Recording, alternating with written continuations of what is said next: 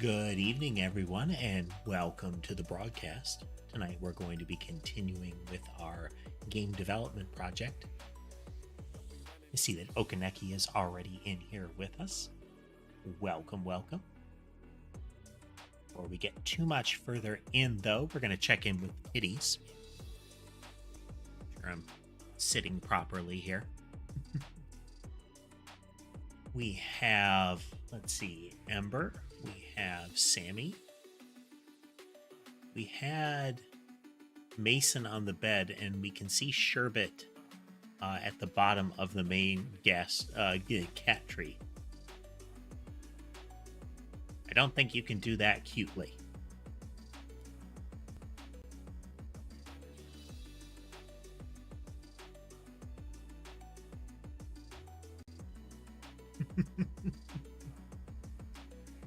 Alrighty, let's see here.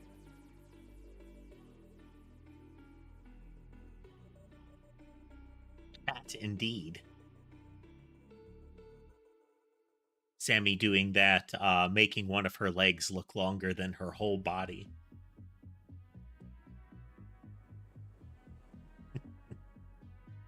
Alright, so last we were doing this, we still had this bug, and I know why this bug is happening. So we adjusted it so we're not getting errors constantly. Well, thought we did. Nope. His inside tree is true, returning false. Oh, we have a new problem.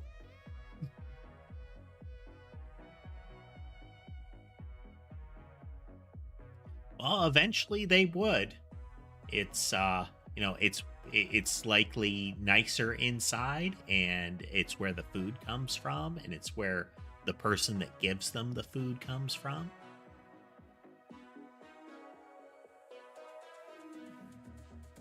So, being inside.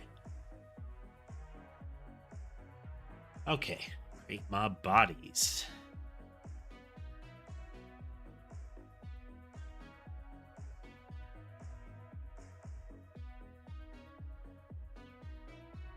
Wait.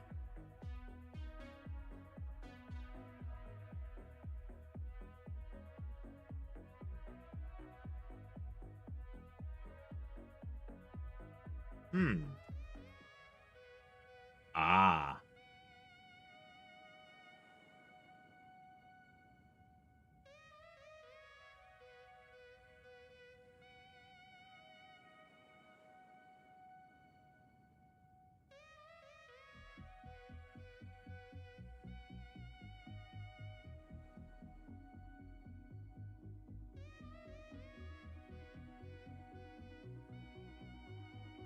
This is certainly weird.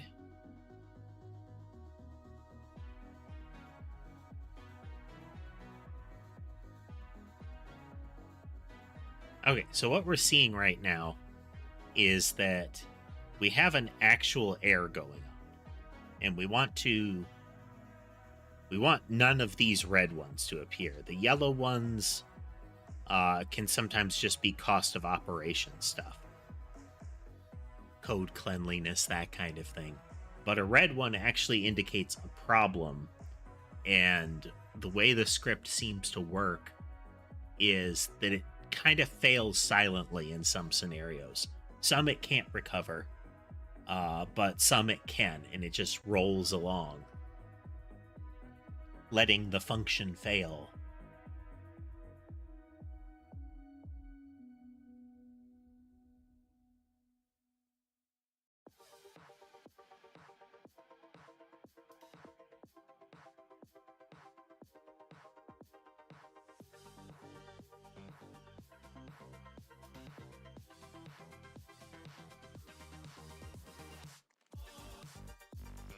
So when it's calling test move on them, it doesn't like it.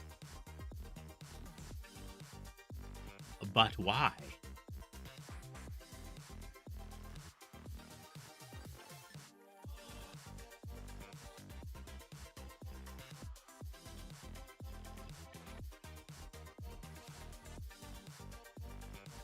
What else do we have going on in here? So we get a tick, and we go in and we create the mob bodies, and then we add them to the mob pool. This is what puts them in the tree.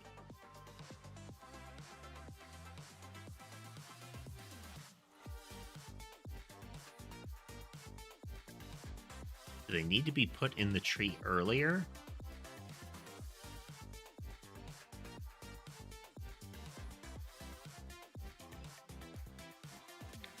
Let's comment this.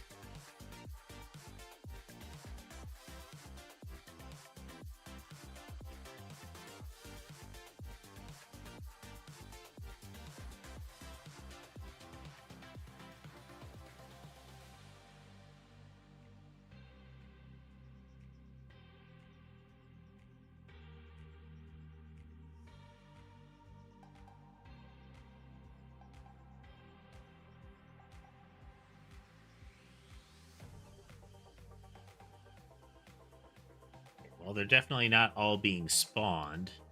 We are no longer getting that error, though, so we're on the right track. Hey there, Nuclear. Welcome, welcome. We are trying to do some debugging.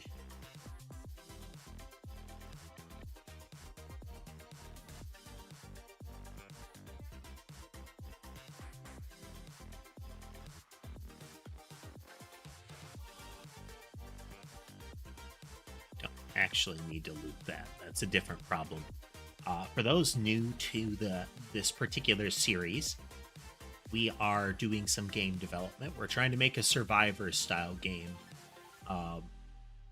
with some nuance to it, and we're very early in the process, so we're not even remotely to the like how do you play it. Hey there, Daystopia. It has been a while, hasn't it? Been quite a while, I think. Has it? My memory fails me. Additionally, for those new to the channel, if you hear me reacting to somebody's comment and you can't see that comment in chat, it's likely that I'm talking to somebody in one of the other two streams.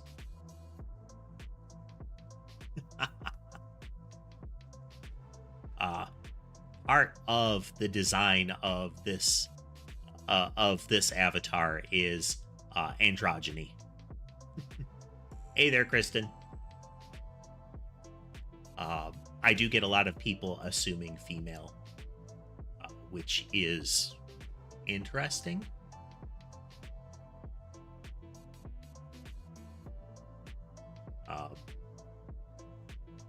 Well, in a topical fashion, a 747.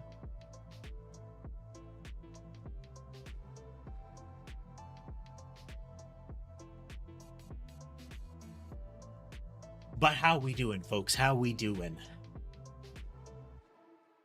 So it looks like test move requires that it be in existence.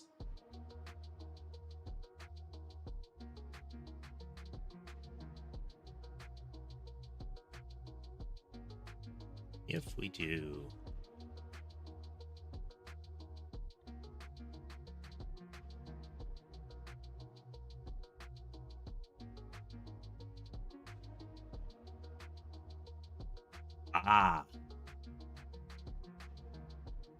that's fair. That's fair. I can see the bare midriff potentially causing confusion.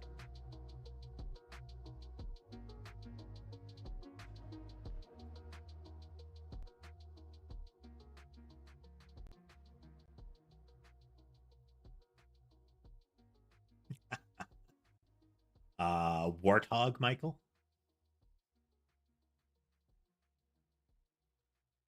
Okay, what if instead of looping over them before we instantiate all of them, we go through, we set its position, we add it to the world, then we mess with it.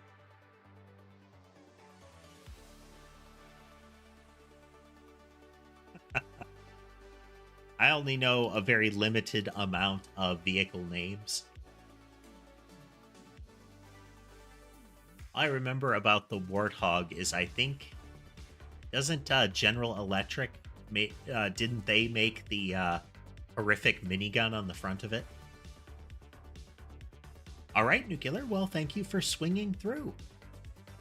If you don't return, I hope you have a good rest of your day.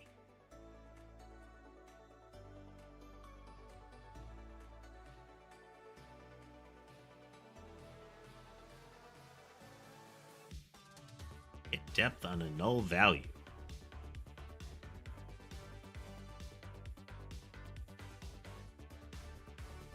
Ah, okay. Okay. All right, we're getting there. We're getting there. There's a series of shorts that have been cropping up in my feed that I find hilarious. Like Youth Pastor Ryan or something like that. But he has a whole series of, hey, company, what do you do?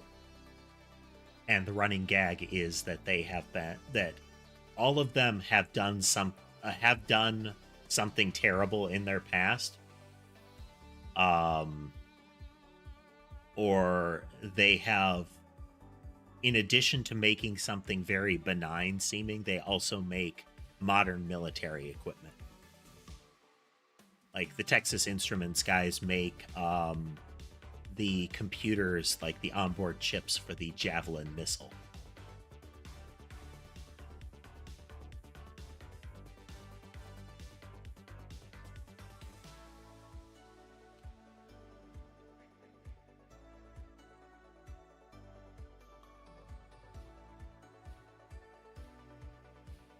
Yeah, it's a float. Okay, let's make sure it's a float.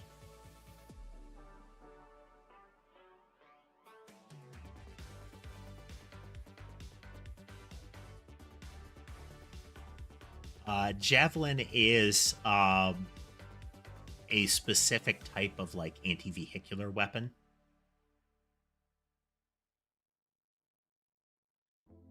It's like a missile that goes up into the air and then it comes down on top of like tanks. Because the top of a tank is squishier than the sides and front and whatnot.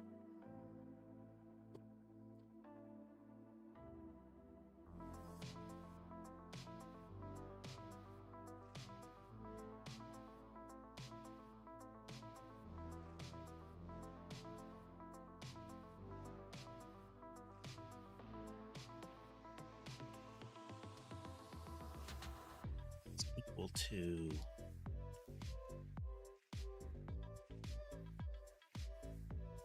that. So we have to make sure that test collision is actually a thing first.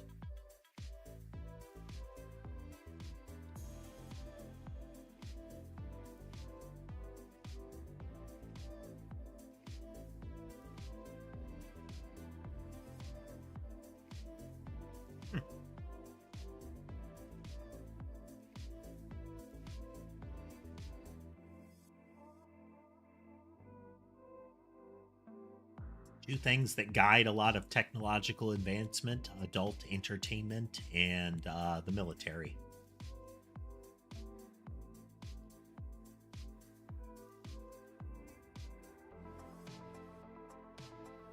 It's not equal.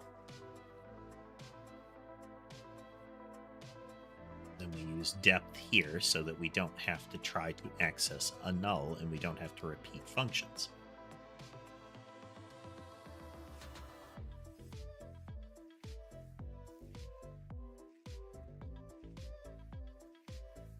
Okay, well, the mobs are still going bonkers because they're spawning on top of each other. That is another thing we need to fix. So if we go into the blob template,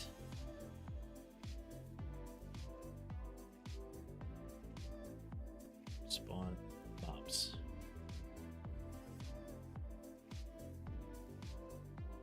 And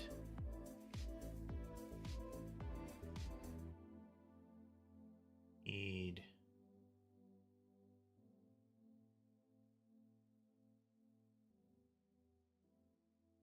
Mob pool type.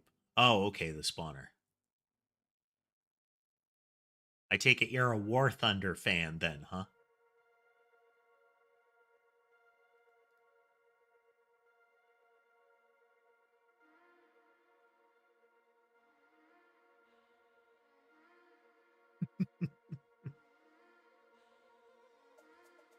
Okay. So it's still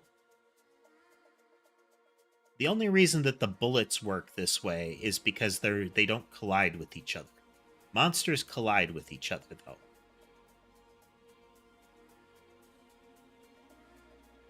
So one possibility with monster collision is to push them away from each other when they do collide. Hey there, Fortnite. Welcome, welcome. We are working on our game again this week. This week a lot.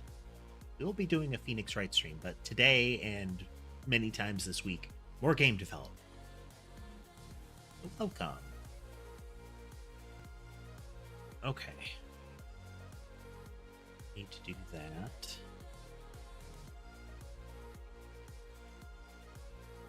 Welcome back, Blank.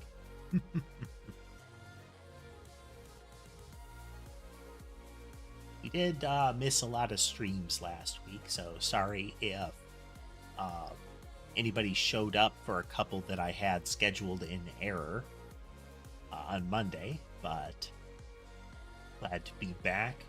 Glad to see you folks again. Okay. So we need a mechanism for breaking the collision that happens with the blobs. And we could put that in the spawning logic. So pretty much right here, or maybe here, we could do a collision test and start to, like, slide them away. Hey there, Ethan. We're really just getting started. I remembered that I still have to fix the mob spawning on top of each other problem. I'm not sure, Blank. It depends on what you remember us last doing.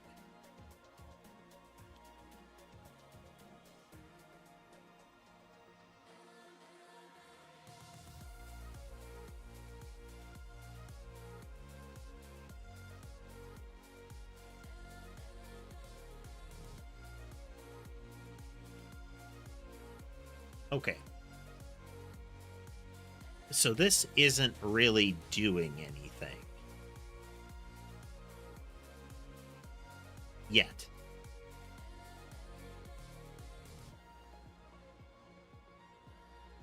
We do need to loop this. So what we want to do is we want to move it, really.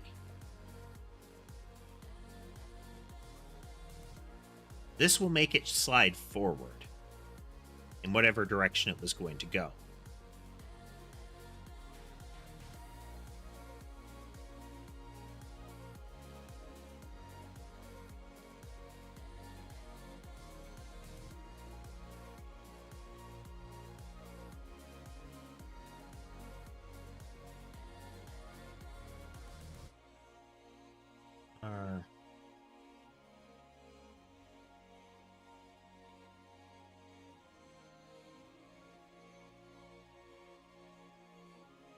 Not colliding.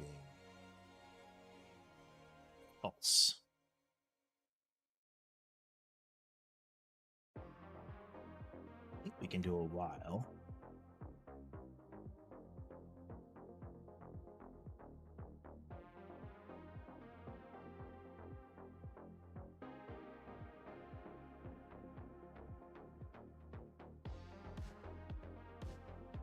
This.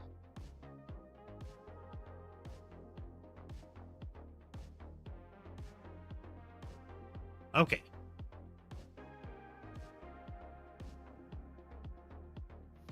Look up this symbol real quick here.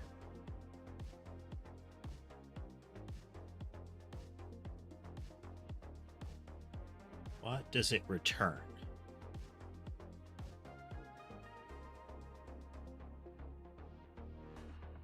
Okay, returns true.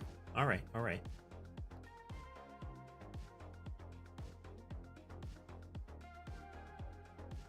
So it's this is what we're doing instead.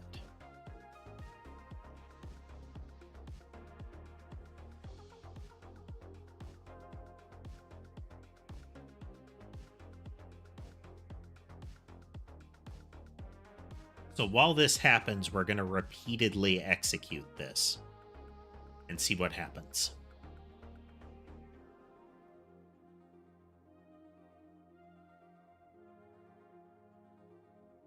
So this first volley shows us a glitch, and that is that the targeting is not preserving the direction initially. And we need to get that. So the first time it fires, the targeting of it doesn't work. Which means it doesn't get this nice orderly spread. All right, so now we've got that. Now we're gonna add a couple of blobs to each spawn, and we'll see if they still go wild. Oh, okay, it hangs.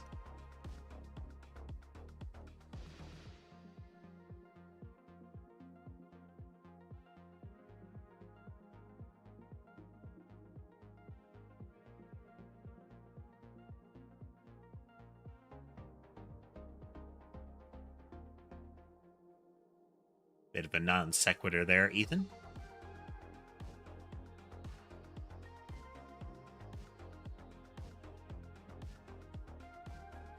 Okay. This is changing the velocity, but it doesn't actually change its position.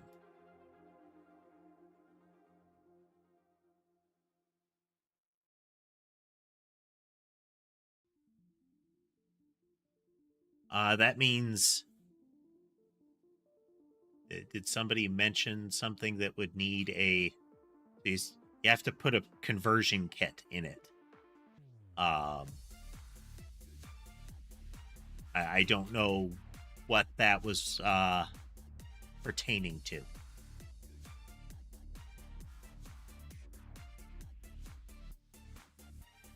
Okay, this is we're detecting if there's a collision. If there's a collision, we want to move it out of the way.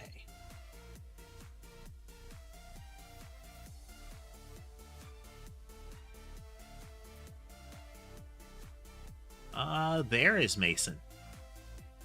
Right there on the tan blanket.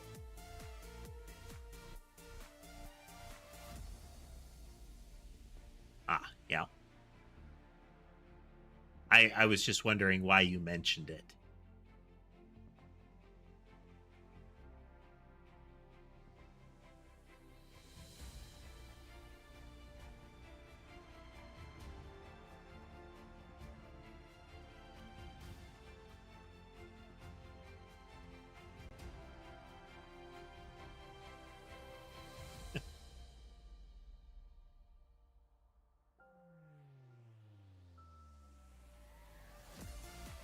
Okay.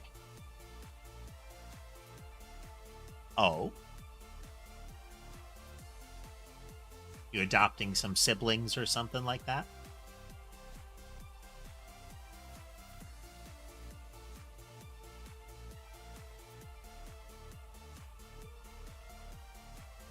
Okay, if we spawn a blob and it has started to move, it does have...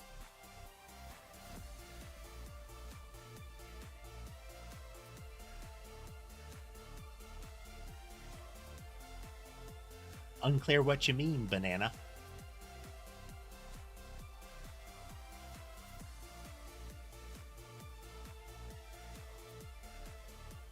Nice.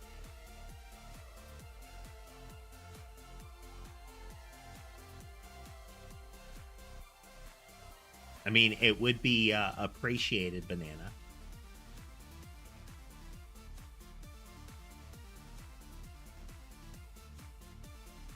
But not necessary unless you want to.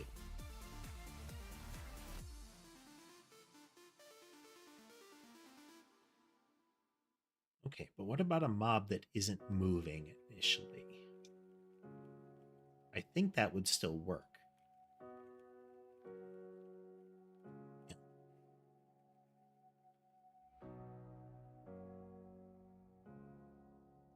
This guy is meowing at me. There's plenty of food, but hopefully it is not food that he's looking at.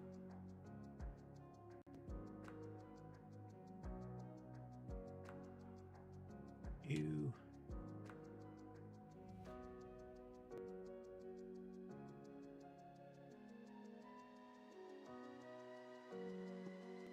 We'll see if that is the case.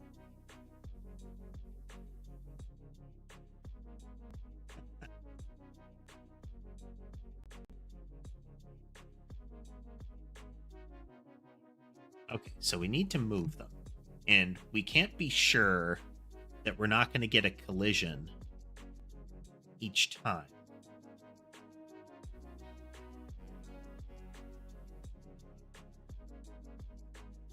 So this is its first collision. Like, if it moves and it collides, then will there be a problem?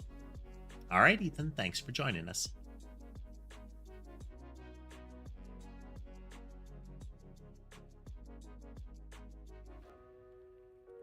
As we don't really care about its velocity.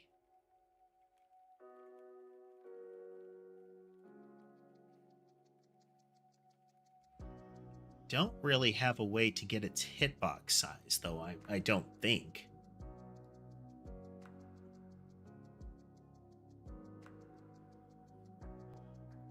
But we don't ultimately need to. Depth will do it. Depth will do it for us.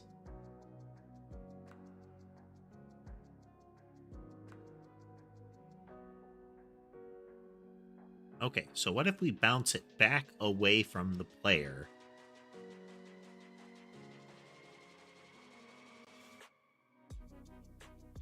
If that happens, if it would collide with the other projectiles, it moves away from the player when it happens. Or if it would collide with whatever it is over top of,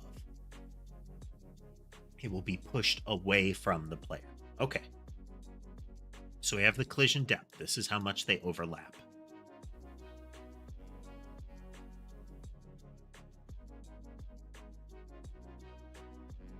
So we're going to push it depth away from the player each time.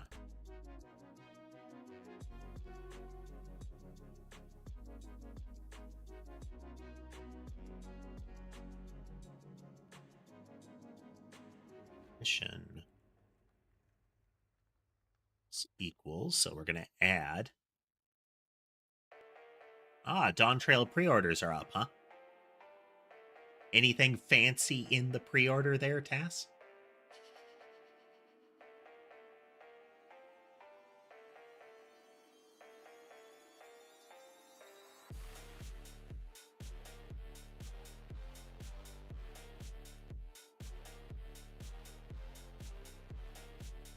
Okay, so we need to get the vector that is... Hey there, Alex. Well, they're consistent, Tass.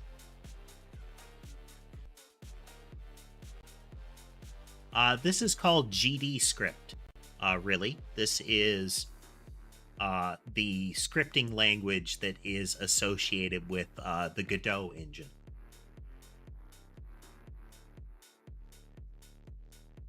I mean, the cloth map is cool. A lot of games used to do that. I remember Clouds of Zine had that, as well as like 13 floppy disks to install it with. Might have only been 12.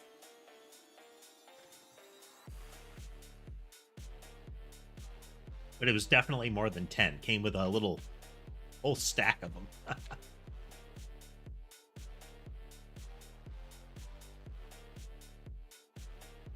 Okay.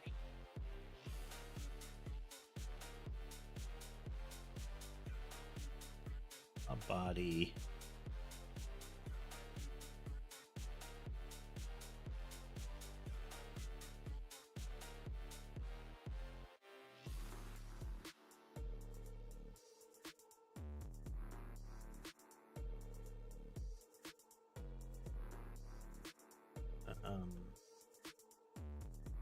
is it?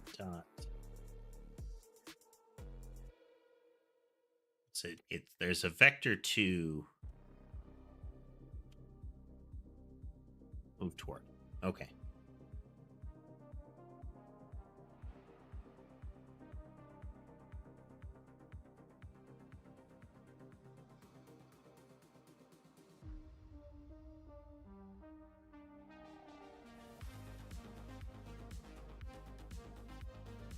Hey, what's your problem, Sky?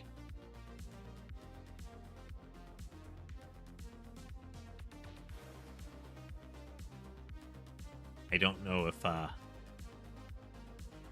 I added something. We're working on that. So we more or less have some of the projectile generation logic in place, the sort of modular behaviors in place. We don't have all of it. I do want the ability to sort of daisy chain projectiles together. Like, you know, make one orbit the other, make one appear when the other one impacts, or as the other one's flying, that kind of thing. Get some Noida / Magicraft stuff going on. Bio prototype. It's bio prototype. Get some of that going on. I'd like to get that rolling.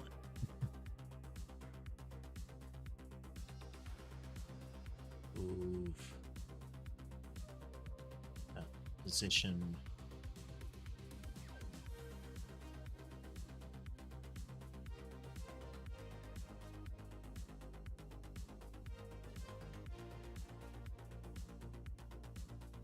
Board. Then we go body. Position.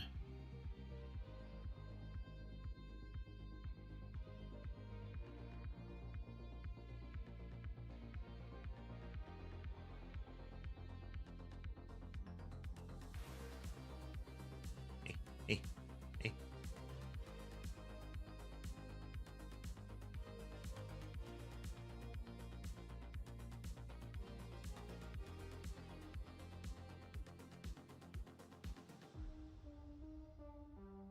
Sir. This guy is in full I want attention mode. I'm going to try giving him some food. We're going to take a quick break in order to do that. But we will be right back. Sometimes when Sky really wants attention, what he's trying to tell me is he wants food. But it's largely indistinguishable from I just want attention. Be right back, just a moment.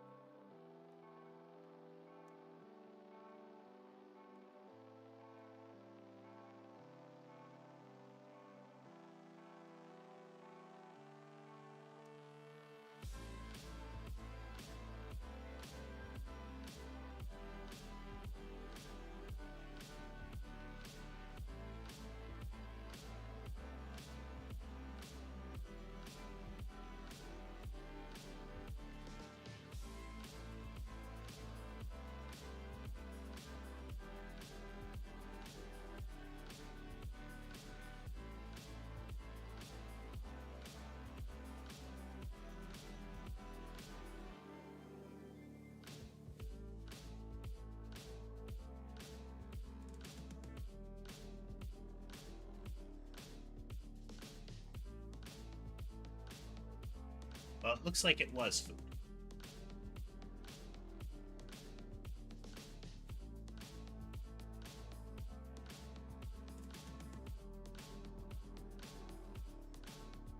settling in. All right, we're back. Mason ran over for some food, too.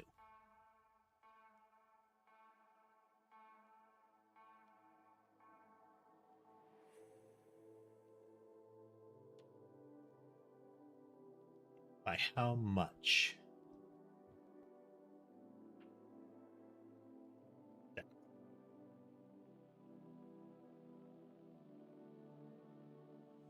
Okay, for every collision that it encounters, it's going to shift the position of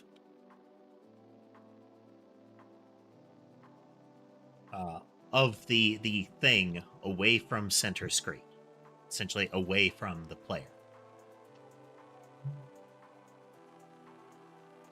So this creates the vector of the player, from the player to the thing that's colliding, and it moves it by the overlap of the sprites. Hey there, Nami. Welcome, welcome.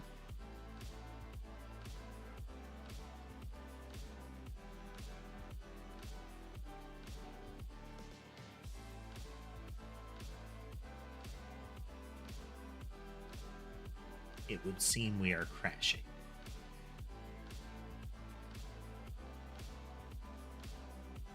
Okay, this is infinitely looping. Yes, hello.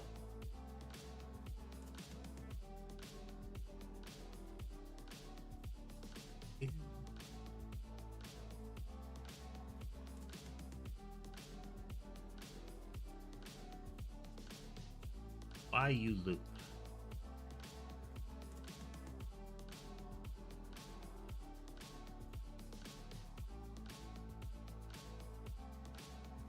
Oh.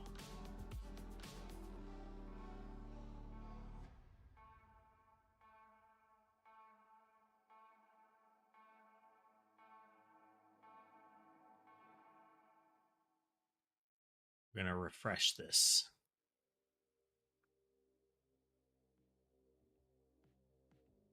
That's why it was looping.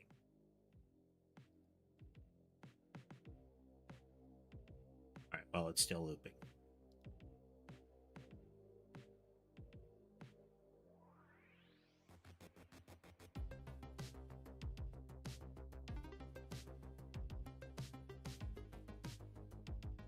And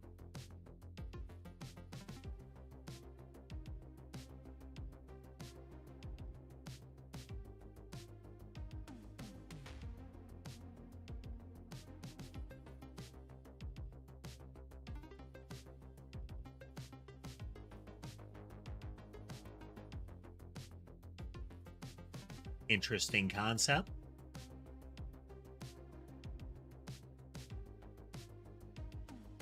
Interesting thought. I would not have thought that.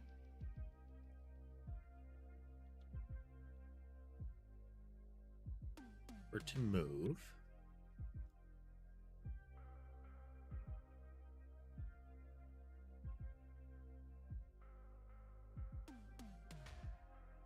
Be the test collision.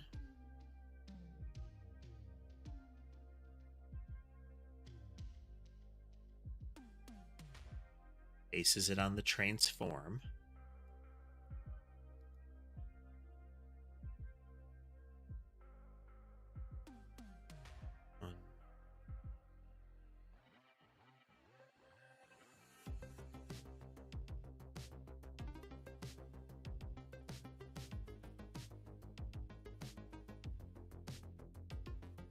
Okay, changing its position is not changing its transform.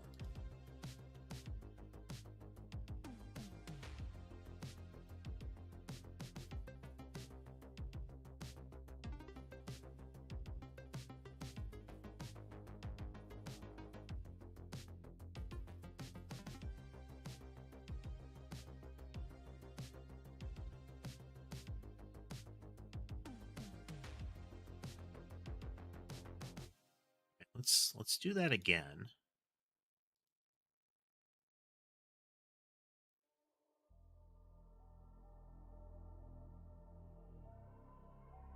So test transform, 1 and a 0. We have a position here listed. Hey there, Ghost. We are, to some extent, bouncing our heads off of the collision logic. We are trying to make a Vampire Survivors style game, really. Right now, what we're coding is we're trying to set up logic so that when two monsters spawn on the same spot, that they slide out of the way. But I get the impression that we might be running into a problem on that front, in that the vector of collision is what we really need to work on, because the objects are still going to overlap with each other and kind of keep sliding back. This is per mob spawned, so this should get it out of the way.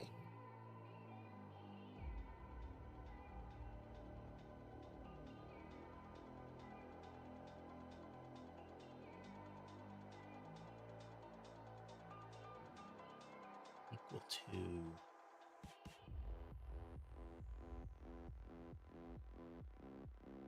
We're going to try to brute force this a little bit.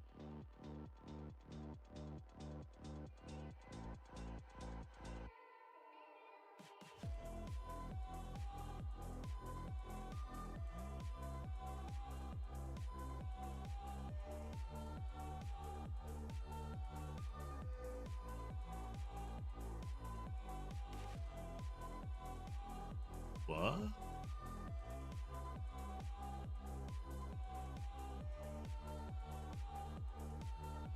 This is odd.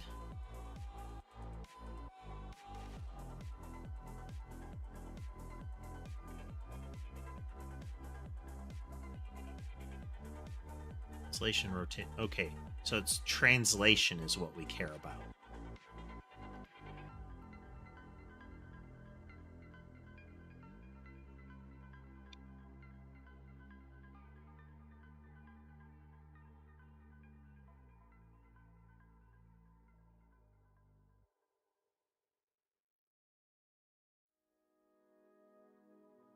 This would be 3 vector 2s.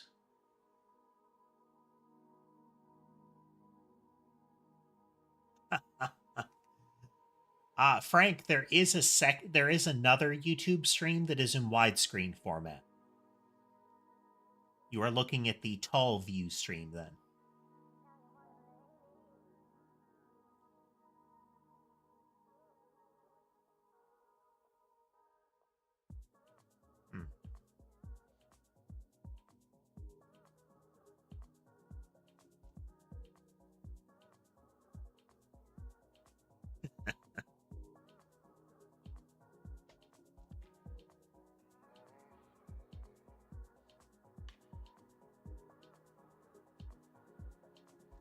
Indeed, that cat is that one is Mason.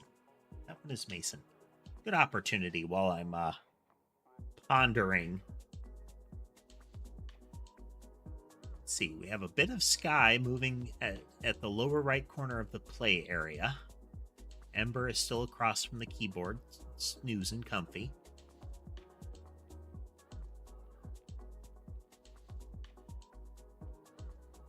Let's see if camera 1 will behave for long enough tonight.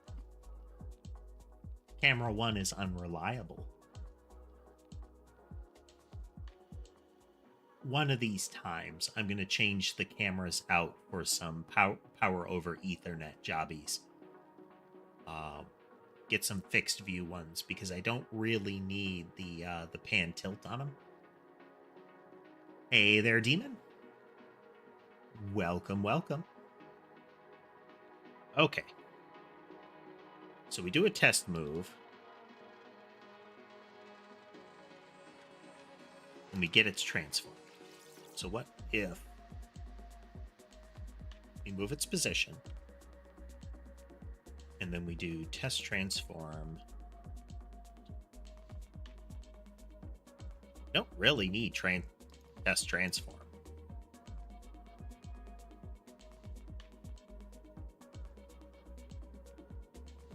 Right? Hey there, Rouse. Welcome to the channel. Welcome. And I am doing okay.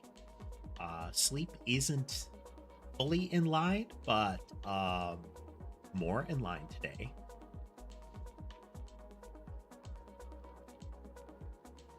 Okay, so current progress. We have the general concept of map generation in place. We don't have colliding objects in that generation. That'll be next. Well, that'll be later. But we have sort of like a tiling system that generates the world as you navigate it. We have the player in place. There's some stuff that I want to change about the player, but the basics are there. Like, for the current phase of development, the basics are there. We have the concept of creatures. We have the concept of autonomous movement. Like, we specify how they move, and they move that way. We have the basics of projectile generation. Like, specifically, this is for the purpose of weaponry in the game. And we have that same sort of autonomous movement. It's the same as the mobs use. And we've also made it so that movement patterns can be kind of chained together so that you can get... ideally, what we'll have is the ability to dynamically alter weaponry as the game progresses. It's meant to be kind of a roguey game, so once you make your choice, you made your choice. It might make your run end.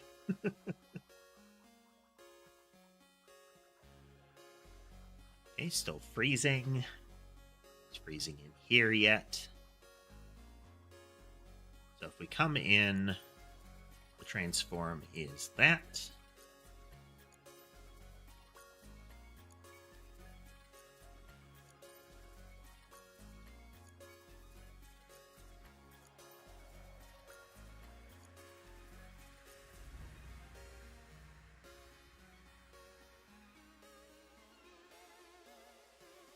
Hey there, Keats. Welcome, welcome. Still frozen.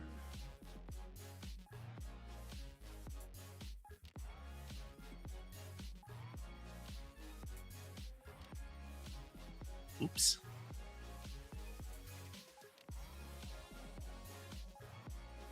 Doing okay. So let's look up the symbol again.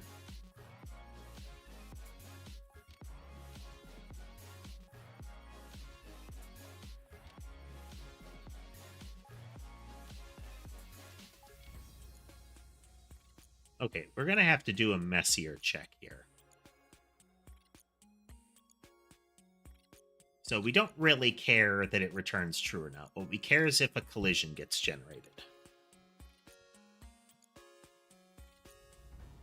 March 28th. Let's see. No planned stream on the 28th. We have one today, one tomorrow, and nothing planned on the 28th. Not to say that it's impossible that I would. I'm looking at potentially doing some ad hoc streams now and again, but that's not on the schedule.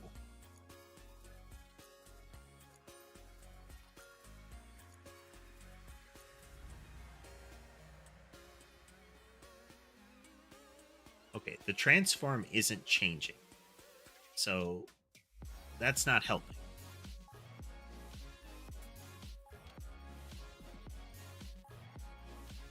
If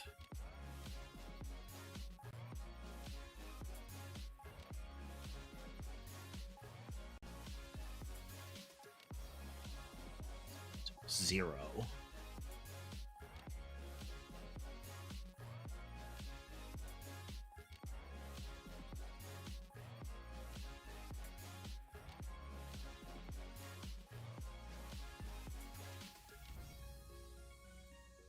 Oh, that's a very nice sentiment there, Keats. we'll see what happens.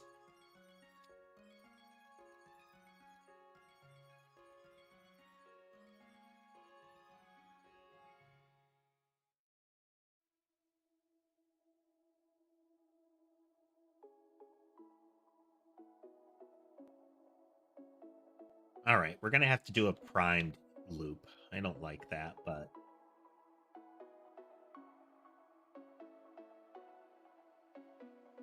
Why am I wearing what?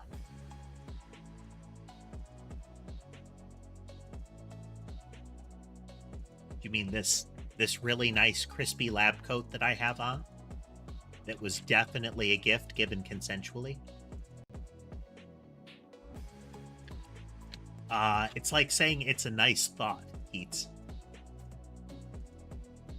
Welcome back, Michael. Oh, the cat ears? Because those are the ears. Like, those are the only ears I got.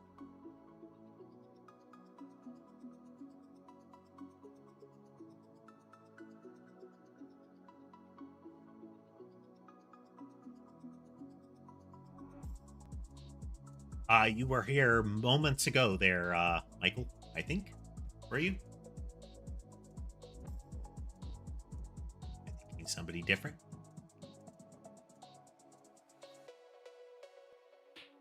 I must be thinking somebody different.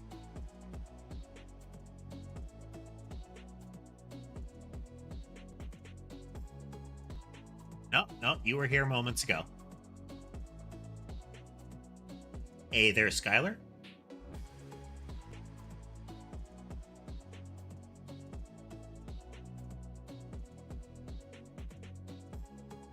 Kitty, about that one.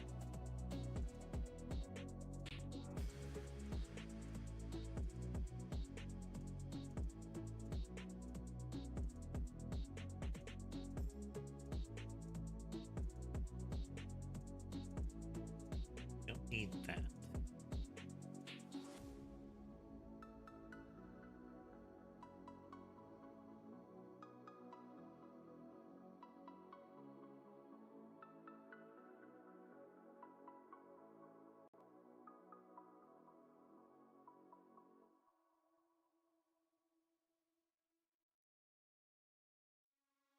Yeah, I do recall you from earlier, Michael.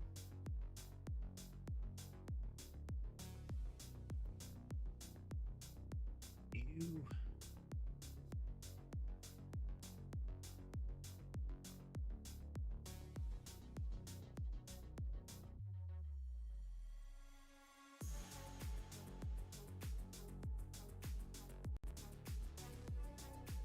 Okay, we don't actually care about them moving the direction that they're moving in.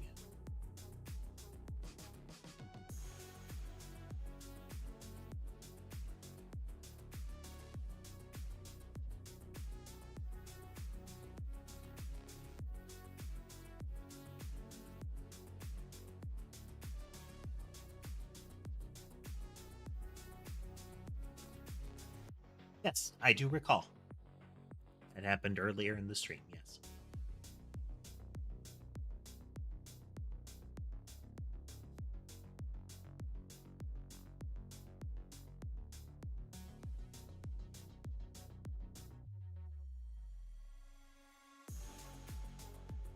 Okay, we're gonna start with a...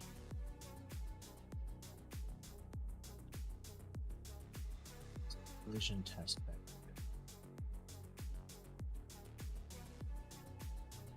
Spelled correctly. We're still stuck on generally the same thing. We want the blobs to kind of move off of each other when they initially spawn.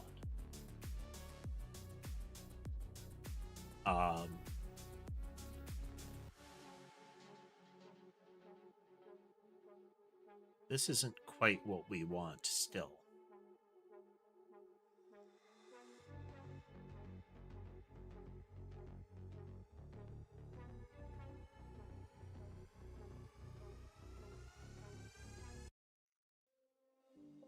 Peppa factory is located in the US.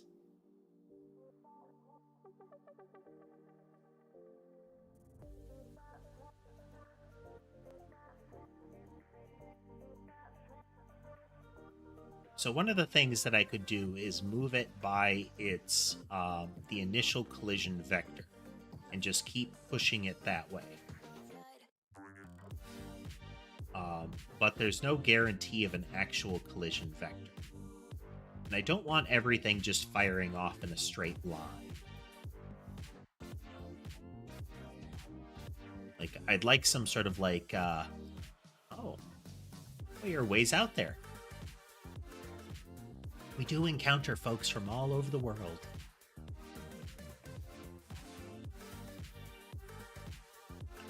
Had a few UK folks come through regularly. We've had, now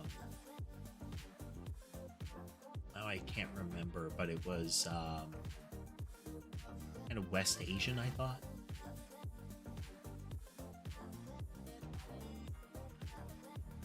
So what we're trying to do here is when we add a creature in, we only have the one spot that they're being added. It's wherever the spawner is. But we want to be able to place them and have them kind of bounce off of each other. So one possibility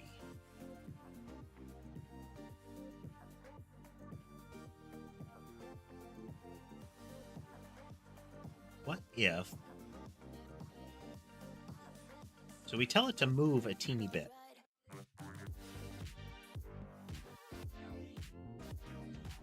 When it appears. Imperceptibly move. But what if we take its movement vector?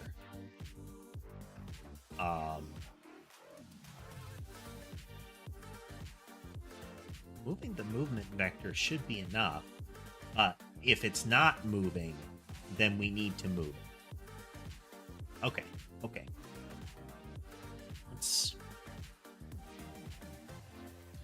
So this is the problem with the test movement, is that the transform isn't changing.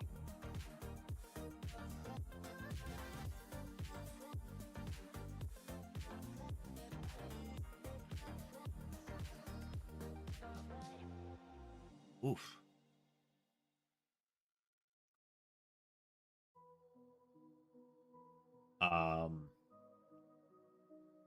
Like Bolhui.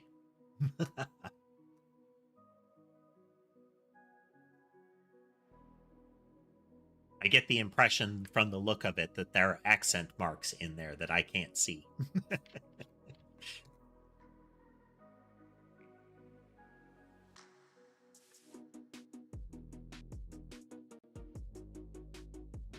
Because we need to move them off center a little bit. If they were off center, I suspect they would pop loose. Hello there, Naruto.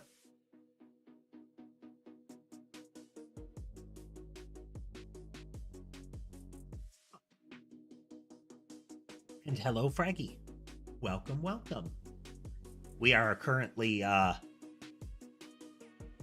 firmly pressed into the wall that is this collision problem. But Sammy has come to sit with me, so that's okay. Sammy is the little tuxedo cat. The one that you can see on screen currently is Mason. We'll do another distraction there.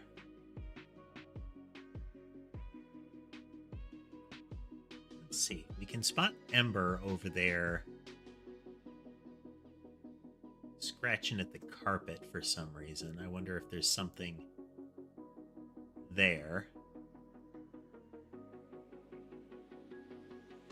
That kind of scans there, Michael. Anybody else visible? Nope.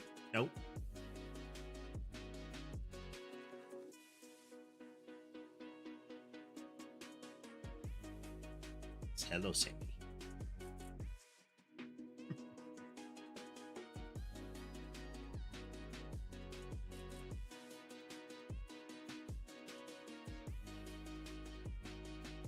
Okay, so we set an initial position, which is the spawn position.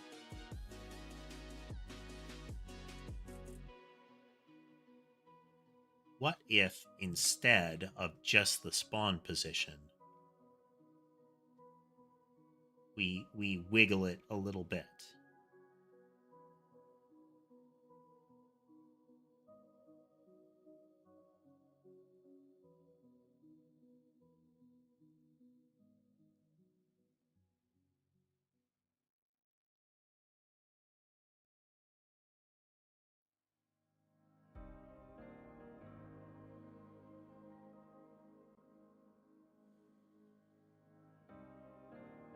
I will call out one of the channel rules uh, is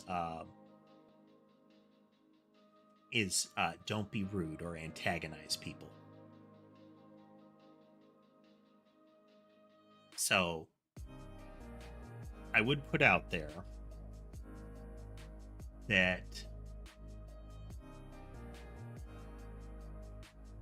doing things like saying, you know, I'm going to jump or any of those other things that might trigger people to think of a particular form of self-harm is imminent falls under rude or trauma dumping. So please avoid doing that. If you are in a situation of crisis and do need help, there are numerous help hotlines out there for those situations that are very easy to look up and find. I would advise that you do if that sort of circumstance is really something that's happening.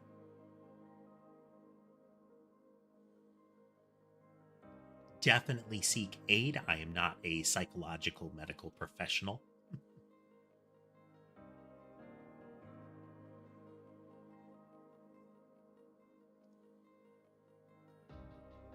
But it's something to be careful of joking about because it is a serious thing and, you know, you should take action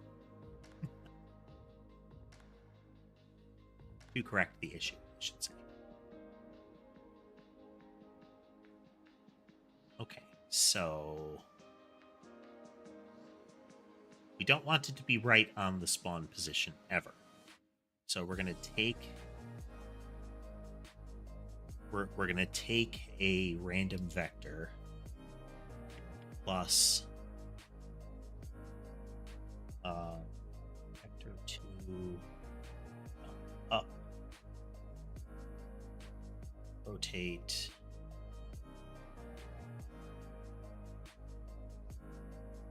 what is it?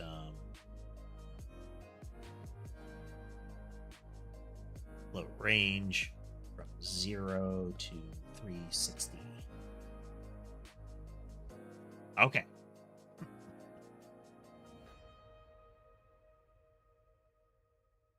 Normalized. Okay. So what we're trying here is we've got a spawn position. Now we're going to add a very small bit to the spawn position by taking a vector that is I think it's 0, 1, and then rotating it a random amount of 360 and setting the position to that. So we're just going to do a quick test.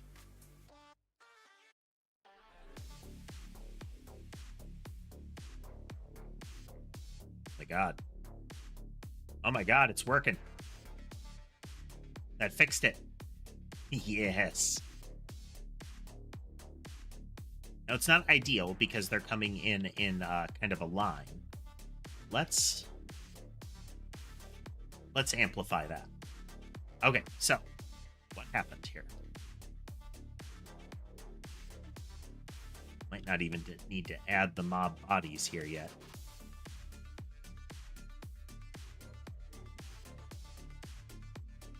But we will just in case. Actually, no. We're going to add them.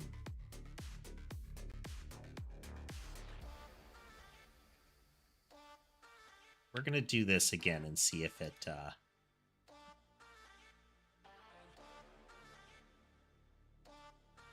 if it's still fixed.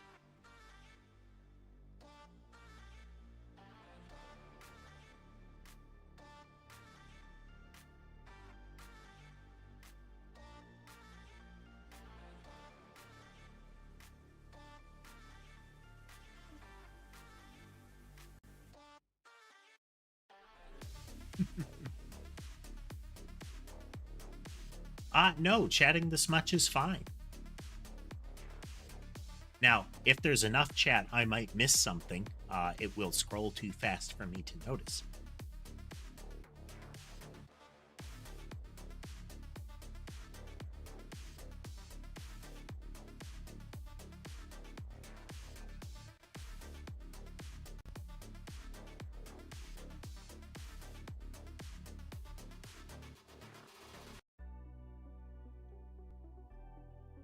All right, still functioning, still functioning.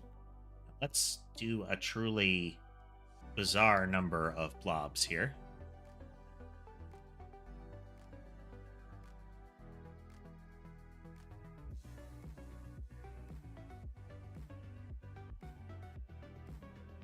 Viewership is very volatile, yes.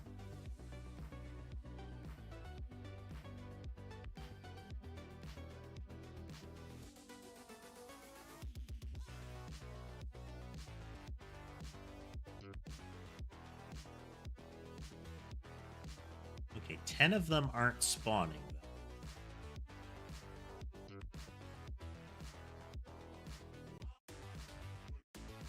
I don't like that they're spawning all in a row, like in a line. It's not what I want.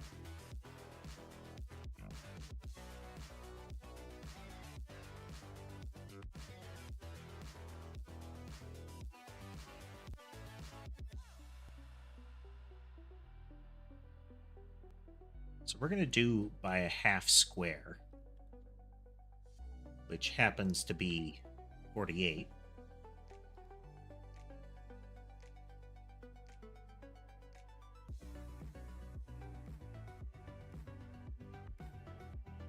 Well, I totally broke that.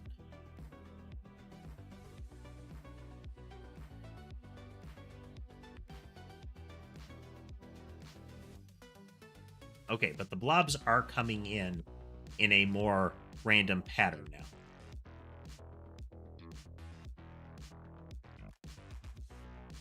Okay, okay. We don't want this. This is not how we want it to act. We only want it to change this if there's a collision.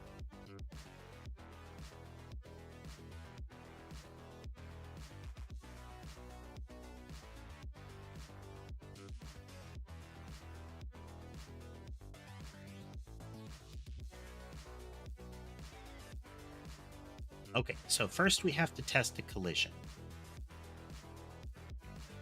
Let's...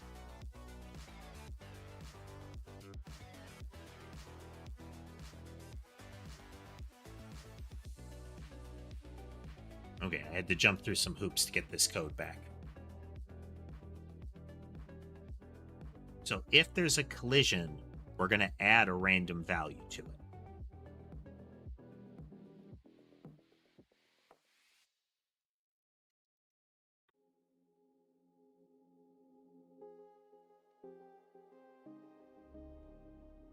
If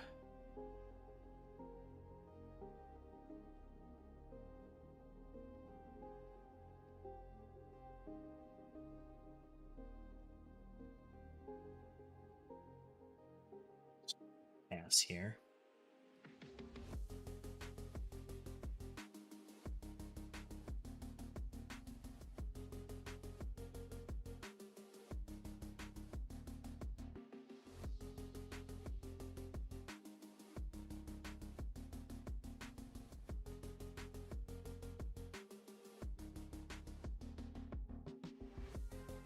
Okay.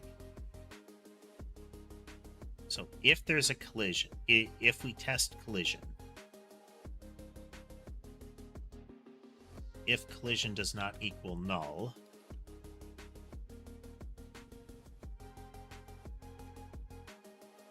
then we're going to add in the randomization factor.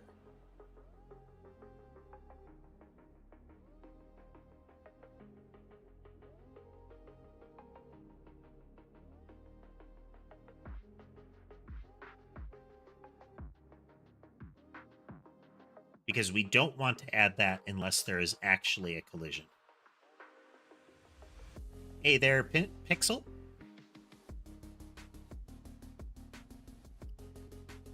Ember is deciding if she wants to come join me or not. Oh, come on.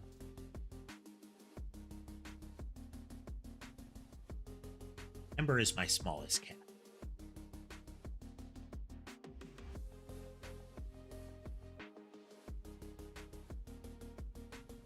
He is also one of my chattiest cats.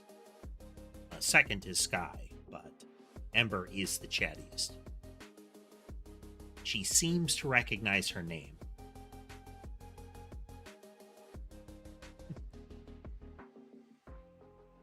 Oh, but hello everyone and welcome. We are doing some game development, and by that I mean we're doing a lot of debugging.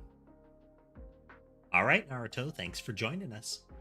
If you're back later, great. Otherwise, have a nice night.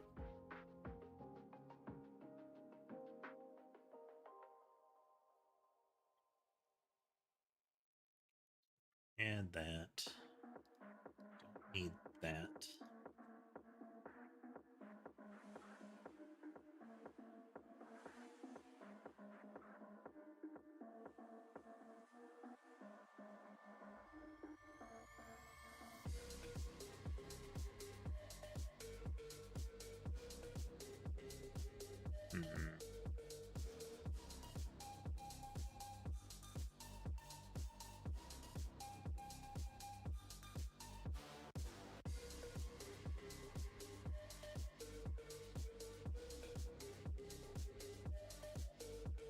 Let's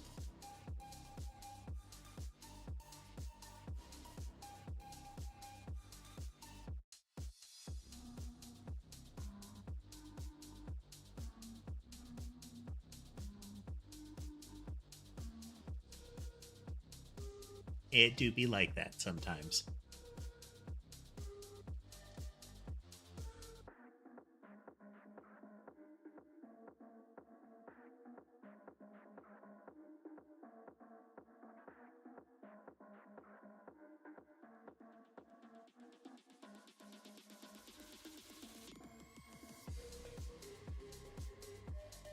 I mean, we could check and see if the things we're spawning collide with each other, and then juggle them. I wonder if that would work.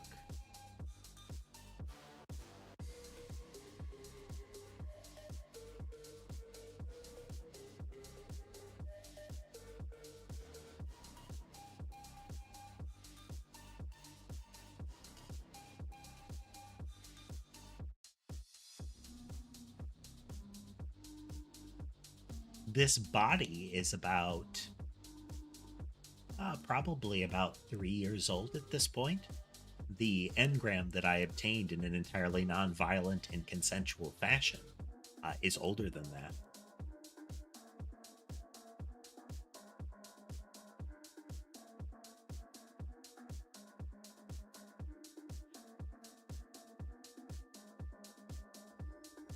Don't think that'll work because I would have to have full knowledge of what layer it is.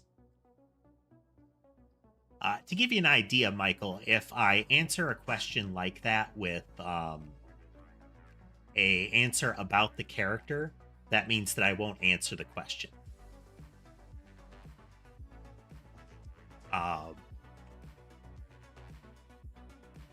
It gives you a little bit of character snippet in there instead, so that you don't just get no. I am. I stream in 2 different formats on YouTube, and I stream on Twitch. That's all happening at once. Hey there, Conduct. I have a widescreen view and a tall format view going on YouTube at the same time, and then I do widescreen on Twitch as well.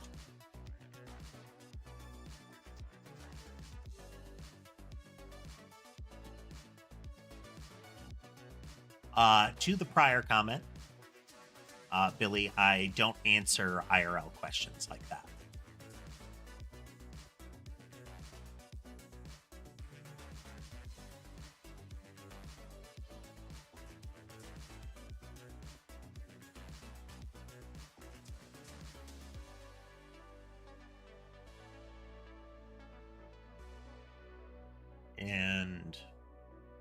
I know that's some sort of like modern parlance or meme or something like that, but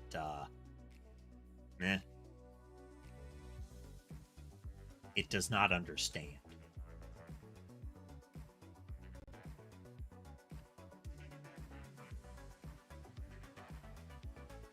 Good question, Conduct. Chat be chatting.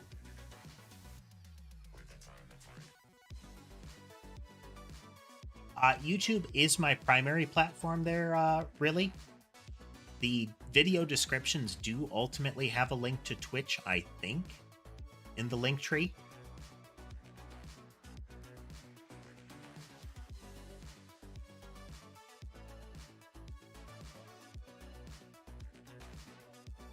Indeed, Mason is having a nap.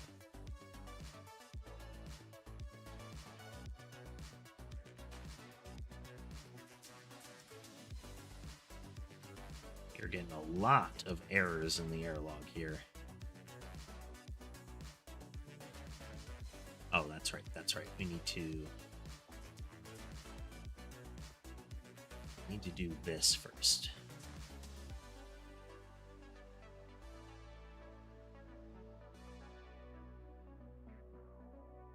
Ah, okay. 1 second here. Ah, okay. So you're in a different chat. I was mentioning I have 2 different YouTube streams going on at the same time here, as well as the Twitch stream. Michael is in the other YouTube stream. One of them is widescreen, one is tall format.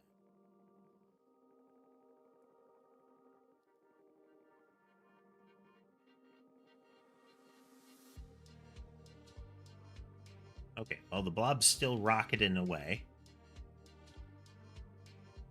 So we've still got that problem.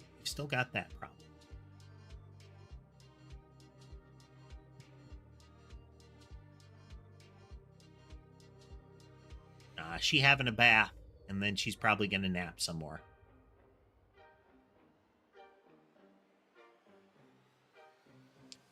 Backflipping is not really in their repertoire there.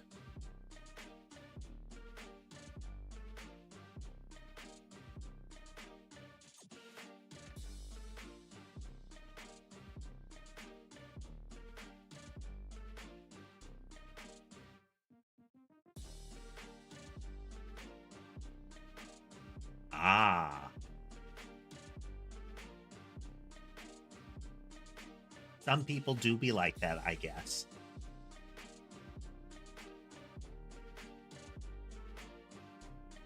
Are we ever getting that?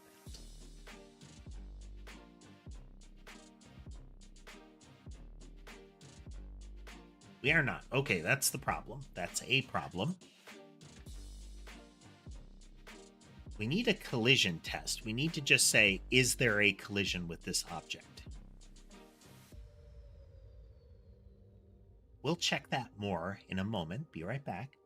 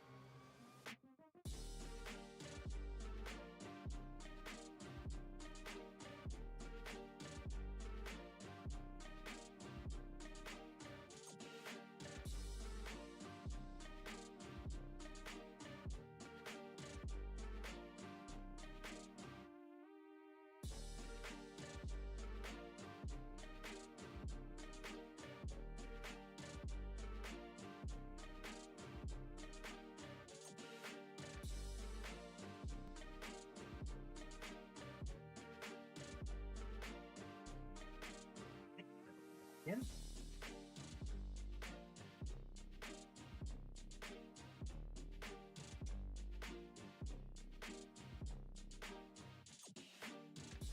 Welcome back, Naruto.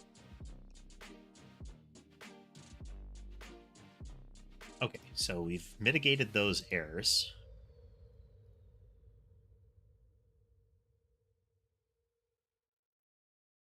What else do we have?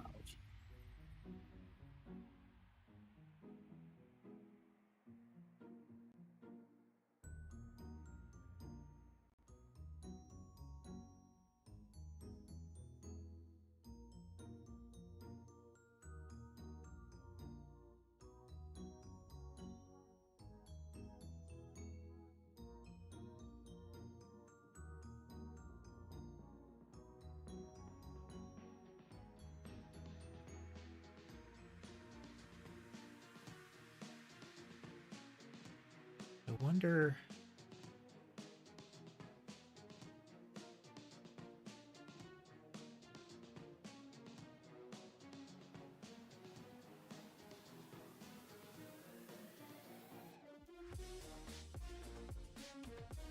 Collision mask.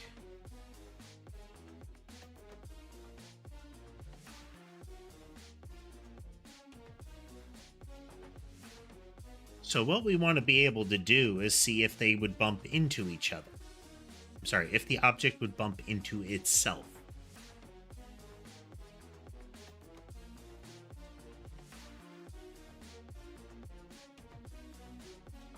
So if we look,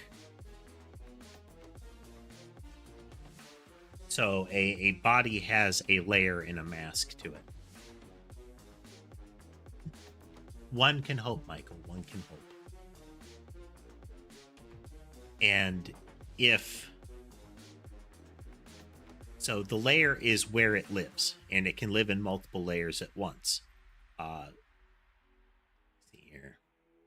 So we have walls, players, enemies, objects, bullets from the player, and bullets from the enemy.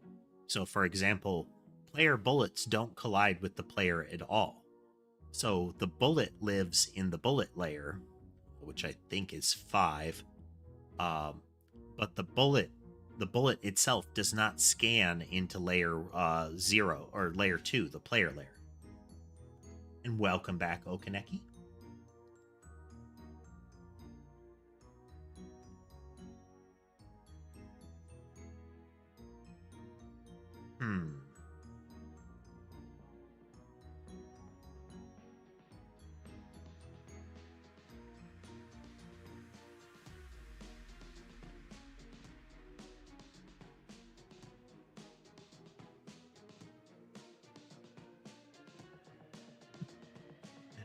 Chat be doing chat things.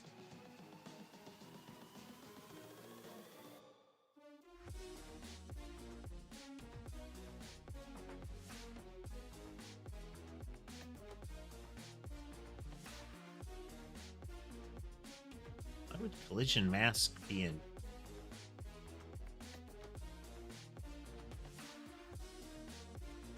Why would these return an int by default?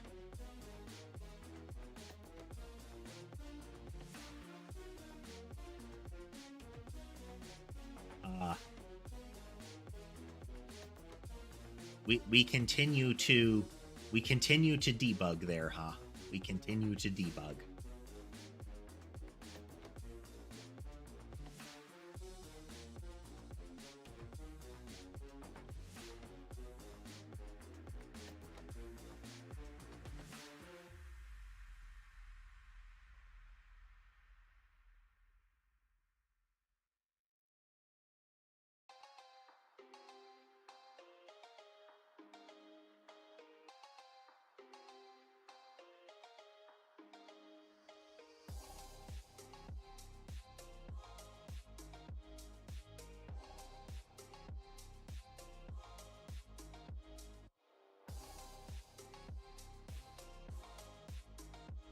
Okay, a brute force way that we could do it would be to check layer to layer, but what I really want to know is if there is a collision.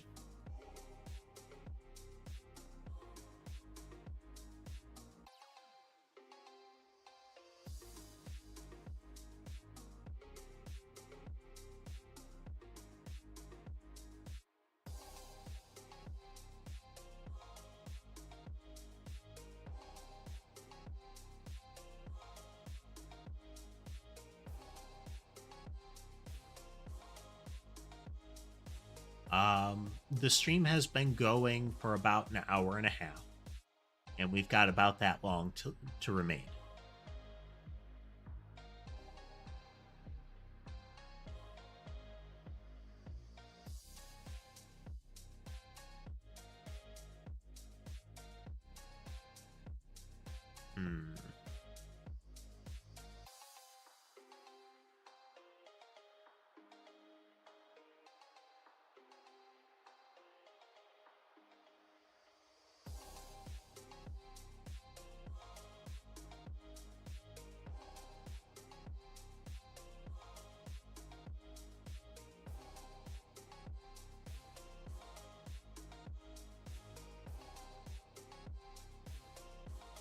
Okay, I don't feel like this is working how I think it's working. Because it says it returns true if a collision would stop the body from moving along the whole path. So maybe we don't care about that.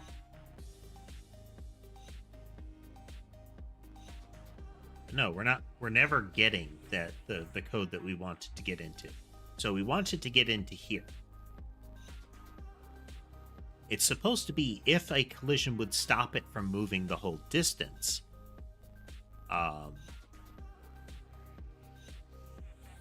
Okay, you know what? You know what? We're going to have...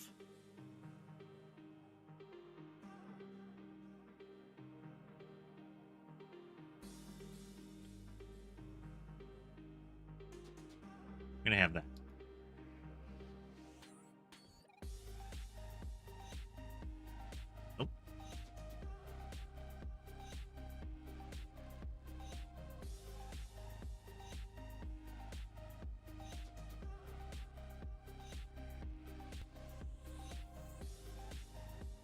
We don't want them offset at all.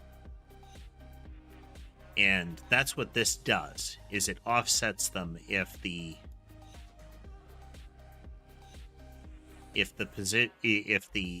collision were to happen, but we're not getting one. And I think part of the problem is this. So let's go in.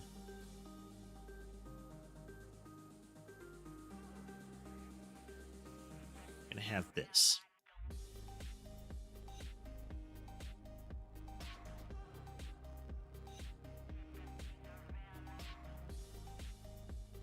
That should be firing.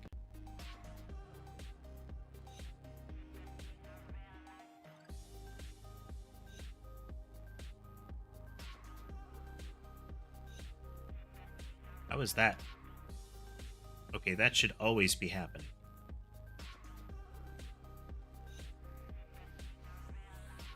Okay. Here's an idiosyncrasy of the editor here. When I put a breakpoint right here, that is on a blank line. So what I'm guessing is when the script is compiled, and it does runtime compilation here, that is Ember there, Okaneki. When the breakpoint was here, it was on a blank line. And I'm guessing that gets culled. So a breakpoint on that gets ignored. But if we put the breakpoint here, it works. Okay, so mob body.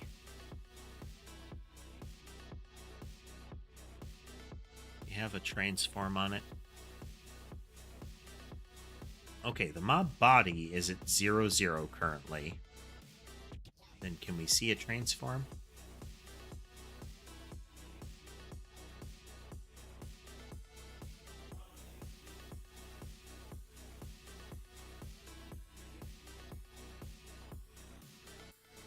Ember is indeed cute. She's a little sweetheart. She has little white socks. Her forepaws just pretty much the end of the paws, like just over the toes, more or less, and little longer socks on the hind paws.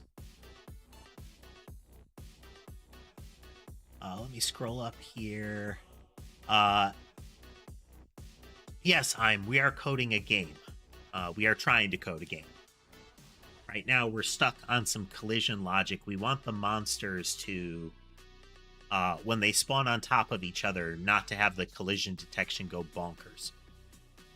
We want them to form kind of like a cluster and go from there. And if I randomly position the mobs a little bit so they're not right on top of each other, that would work.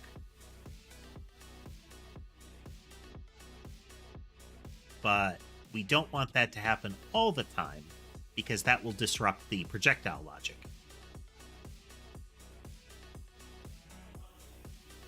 Okay, we're gonna do some debugging.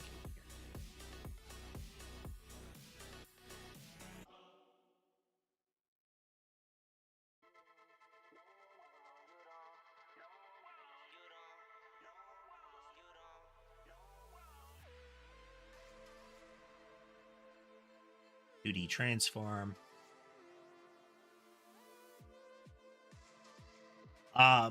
I could set the collision to false, but the collision will need to be true almost right after that. Like within a frame, it would have to be true. And since they're still right on top of each other, we still get the same problem that they can't like glance off anymore.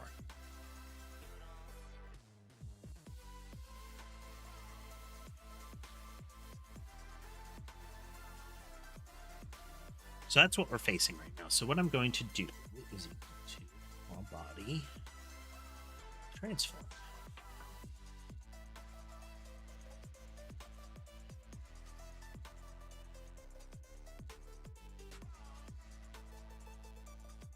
We're going to break right here.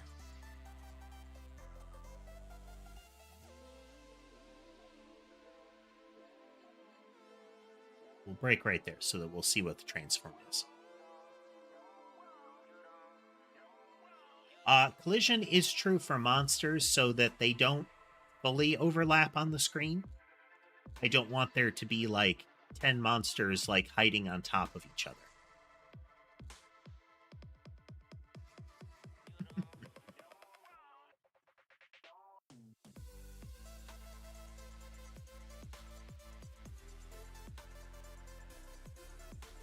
Okay. So initially, we should have the transform now. So this is its 0-0 transform. So then we are going to move one step. And we're going to look at the mob transform. Okay, transform does not change just from that. So then we do the transform again. Now we look at the transform. It did not change. Okay.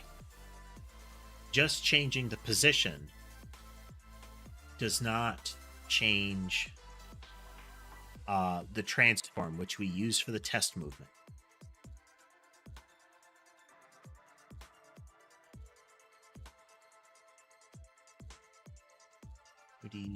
New.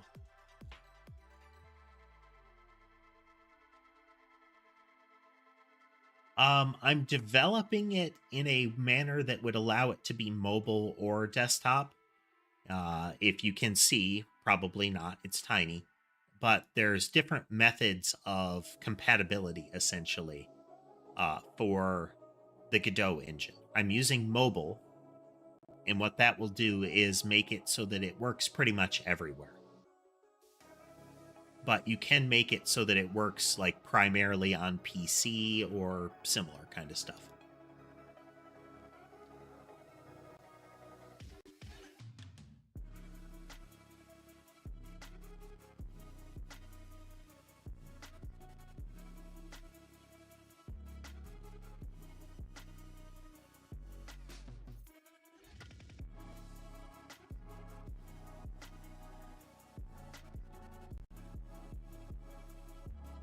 Okay, X is a vector. What do I do with that? So I want to be able to update the transform of the...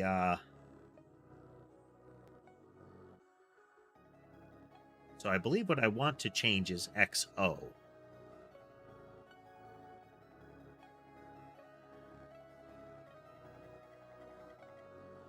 All right, Michael. Make sure that you account for your own needs and personal obligations when you're watching the stream. don't want to lose too much sleep or endanger getting to your job in time or school or what have you.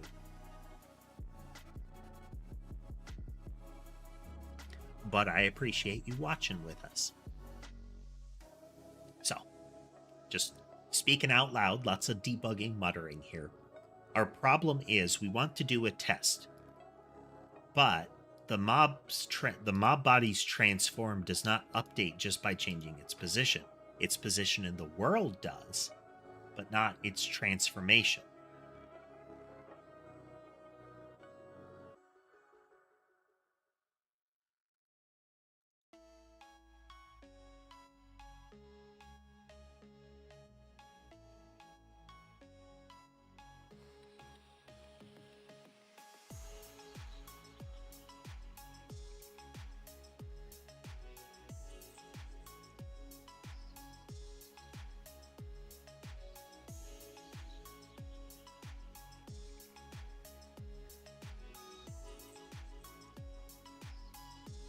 Three vector, two values, x, y, and origin.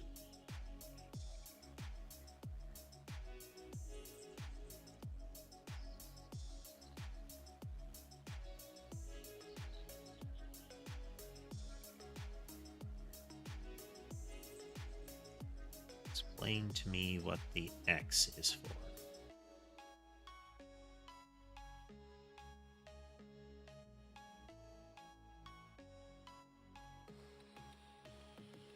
Okay, we're gonna try something. We're gonna set origin.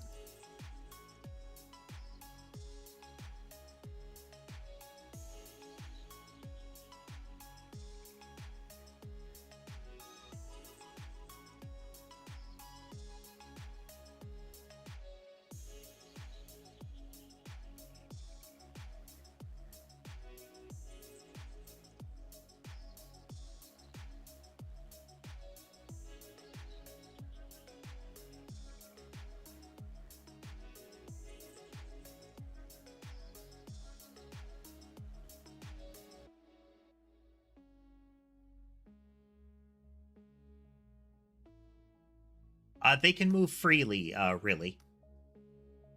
The screen is actually scaled up very large compared to what it really is. So in world coordinate space, the distance between the center of two squares is 96 units. So it allows for a lot of on-screen slide of the entities. Okay.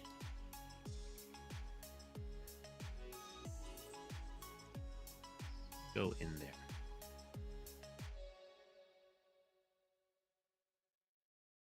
Okay, we're still never getting that collision.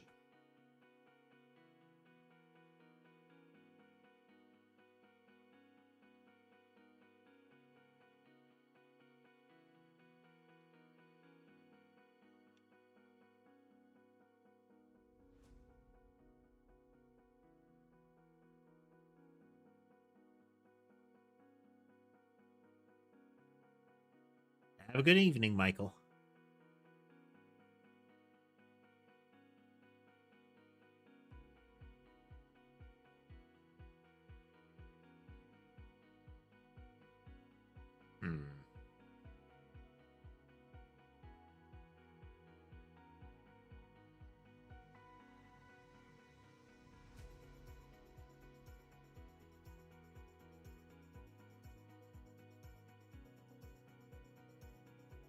Right?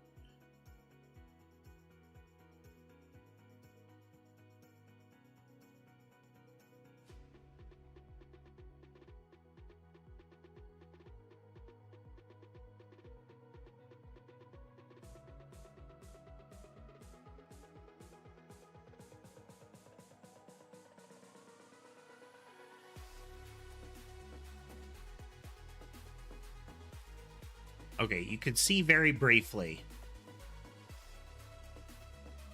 If a collision happens, they kind of slide off of each other. Well, assuming it's not an overlapping collision like we're getting. if you saw very briefly on the last test, one of the blobs went flying across the screen to the left and briefly stopped and kind of jittered in place. That's what happens when you have a perfectly overlapping collision. They can't, like, slide properly. And hello there, cats. No worries, no worries. Glad you could join us.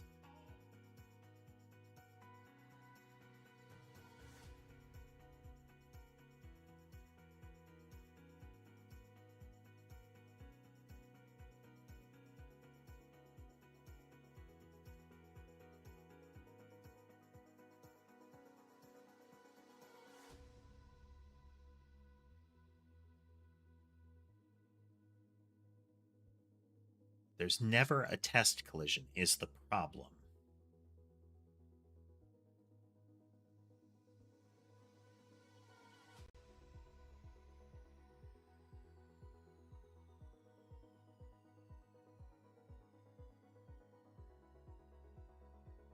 All right, the transform isn't actually being changed. Why does this... Oh.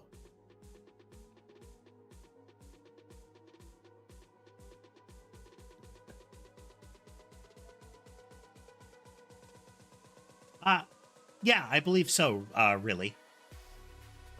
And this works for it. If I can get this line of code to execute, what it will do is it'll kind of slide them out of place just a little bit.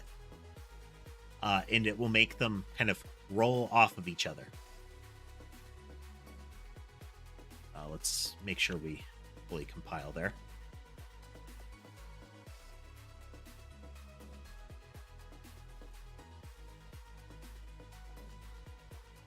Okay. Are we ever getting here?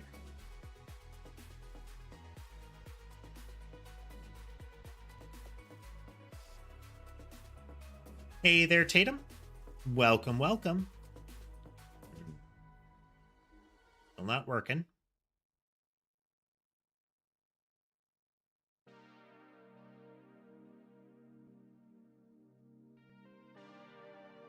Is that N-teen? Not sure. Well, either way. Well, somewhat inappropriate there, don't you think?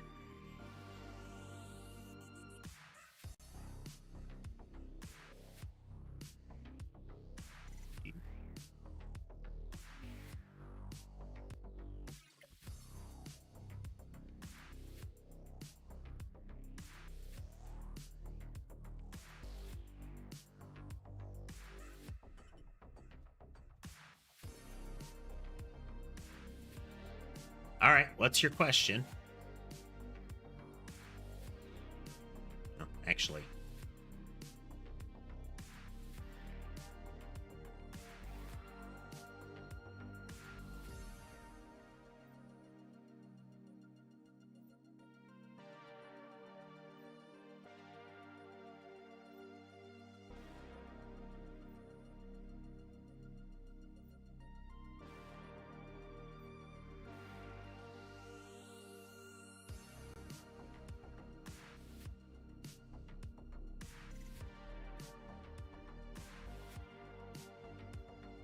All right, it's really bogging down now, though.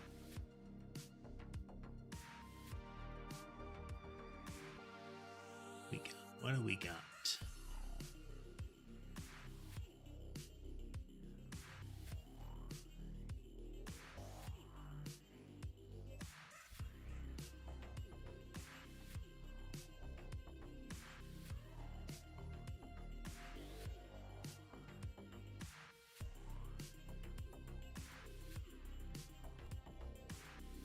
Obnoxious.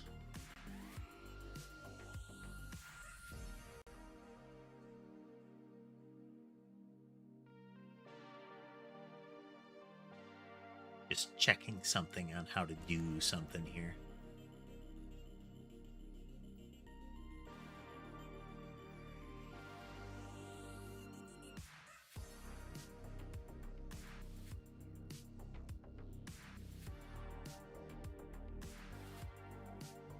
There we go.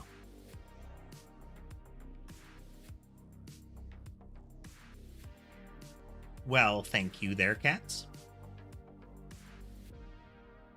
I appreciate it. I have been doing this for a few years at this point. Um, and prior to that, I've had some experience in uh, speaking like this, though not my primary role, as it were. You can tell by all the verbal tics,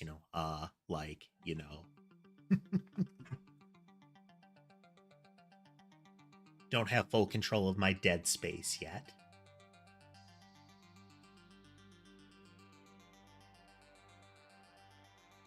I don't know that I ever will. We need a collision. We need to get a collision out of this, but it's not working. Changing the origin isn't working. So are there setters on this?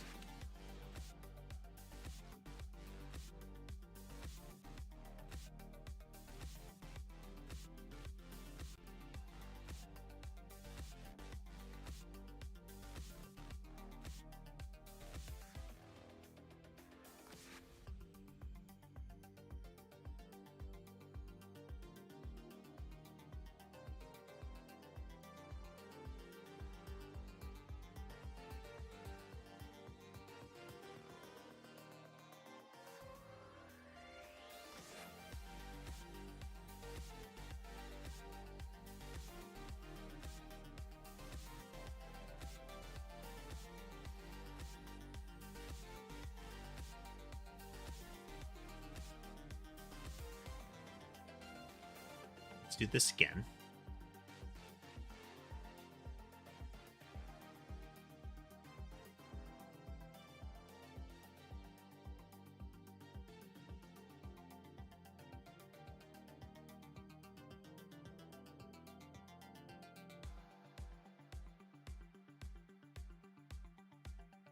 Oh. No, there is no relation. That is a fellow VTuber, Okami Sky. I can't recall how we initially bumped into each other, but it is common, at least we have frequently gotten comments asking if there is a sort of relation, because our color schemes are pretty much the same. But no, it's entirely a coincidence. Yep, those are collaborations. We did a fresh playthrough of Monster Hunter World all the way to kind of the end game.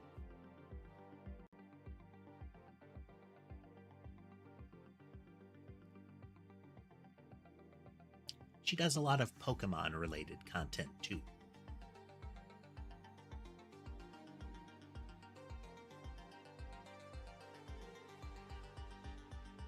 X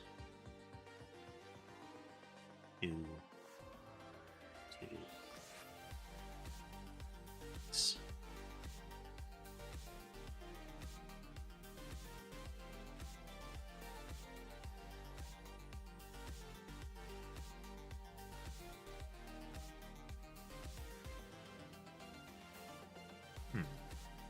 Yeah, let's try this again.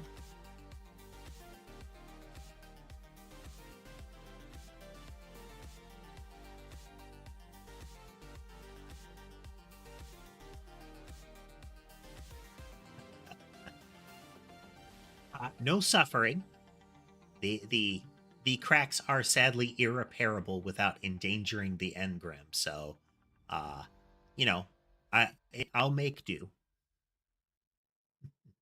And hello, Peyton.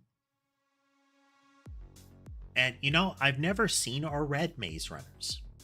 I mean, I've seen commercials for it, but for the movie renditions.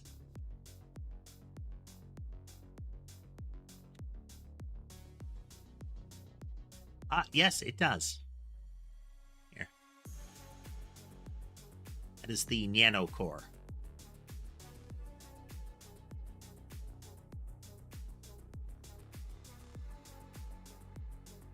See?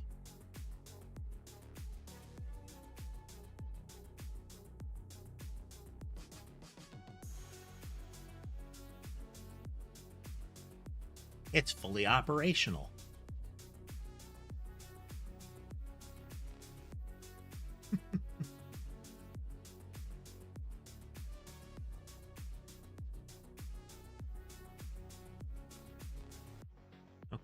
So, oh, yeah, Ember and Sky frequently snuggle up like that, which generally is a little bit of mutual grooming, and then Sky uses Ember as a pillow.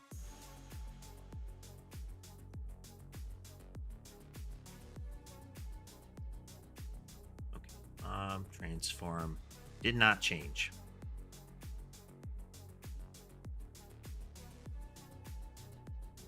Why does that not change? So without the transform,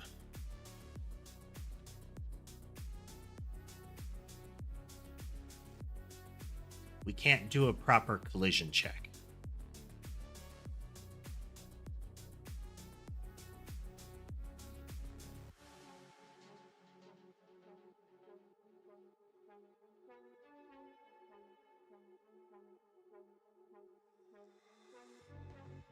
Which game is that, Cats? Are you talking like Hollow Cure or something like that?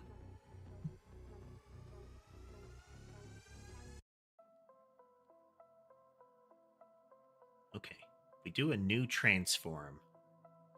Is X, Y, vector. Okay, I think I can. Let's try that.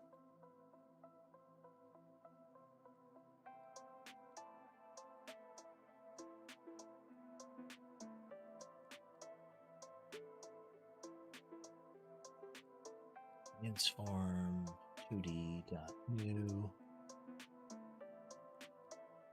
And it would be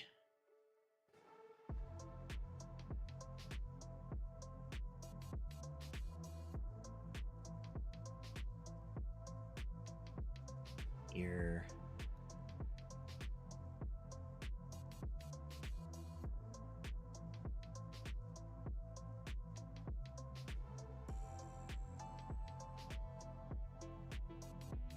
X.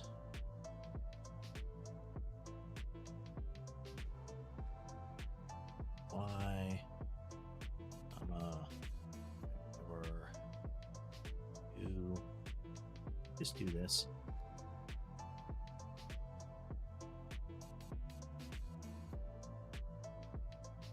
There we go.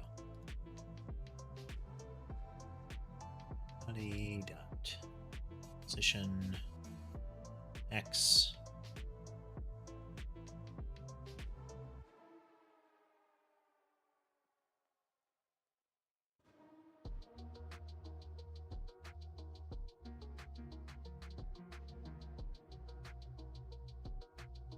Fun fact, Sana.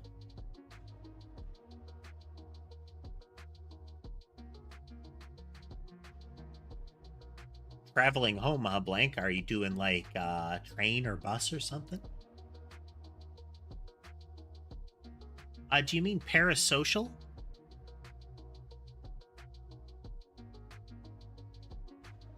One of the Chilla's art games?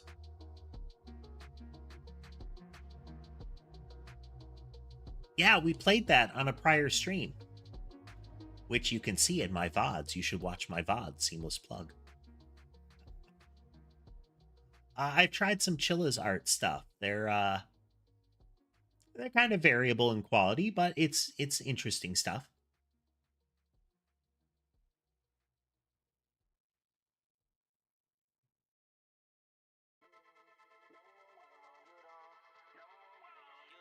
I mean, does a ravioli really have a molten center?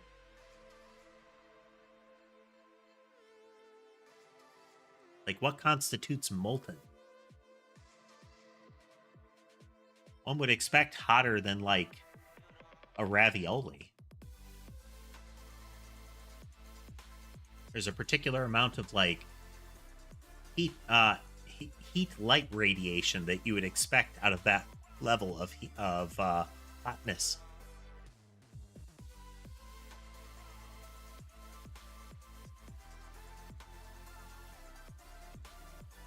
Spicy stuff. In a very limited sense, Blank. I think it's Maro-chan Maruchan yakisoba. There's a spicy chicken variety, and that's about as far as I can go.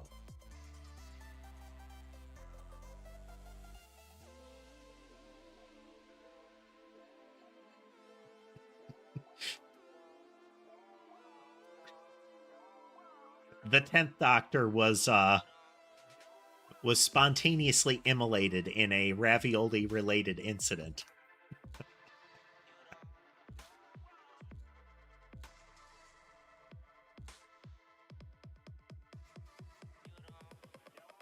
There should be a playlist for it's either a playlist for the game in particular. There might be a Chilla's Art in general playlist, but there's usually a playlist for each game that we've played.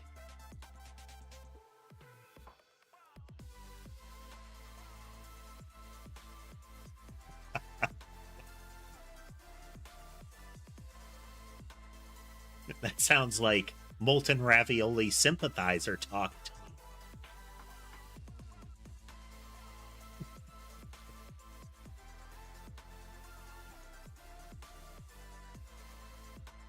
We played Night Security. Still not doing what I want them to do.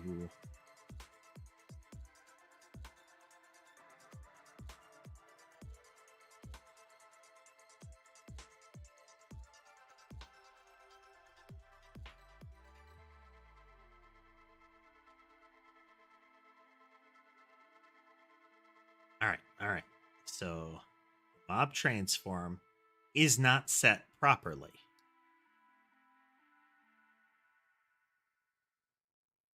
Oh, wait. No, it is.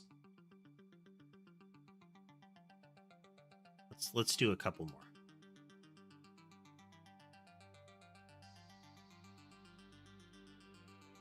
Nope. Nope. Oh, there we go. There we go. Okay. This is a blob.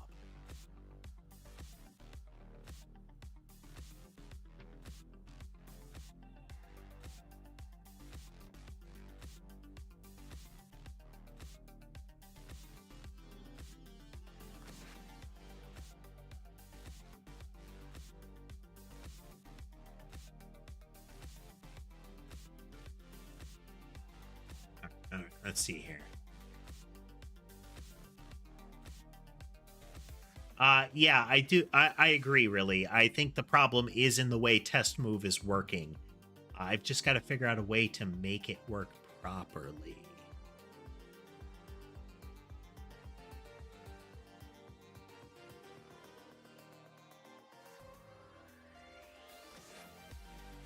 Now, I don't, Cats, as far as the Chilla's Arts game and many other horror games, I don't like closet stealth games.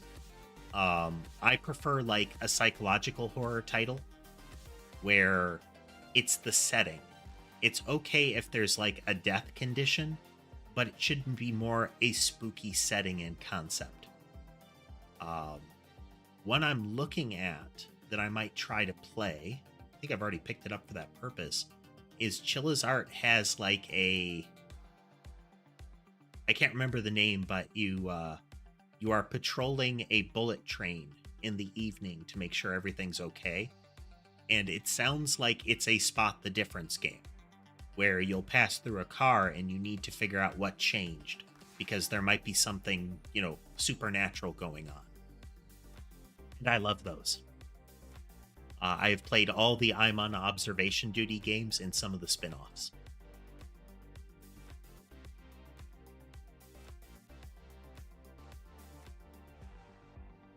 Okay, just catching up with chat here. The other params in test move. So we have the transform of the body and the vector of the body to move at, and then what if a collision happens, what the collision is.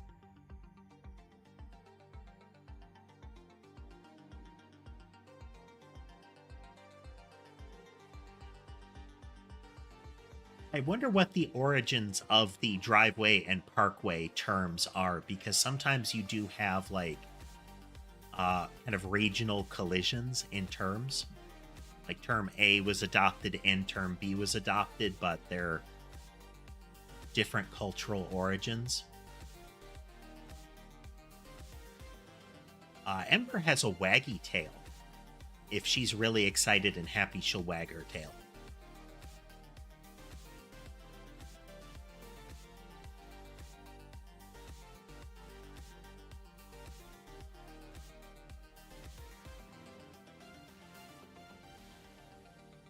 Okay, I think we're caught up.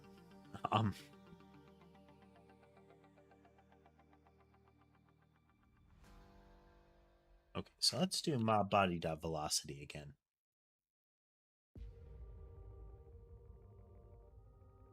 So we tried not moving to see if that would produce a collision. Now we're going to try moving again. Reload the scene.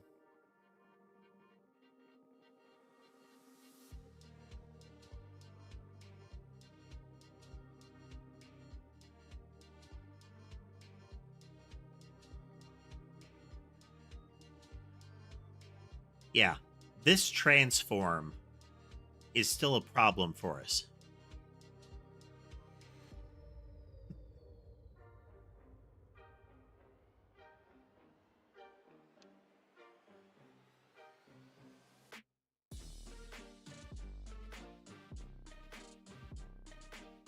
I have been accused of sounding like the captain and his partner in Brooklyn Nine-Nine before.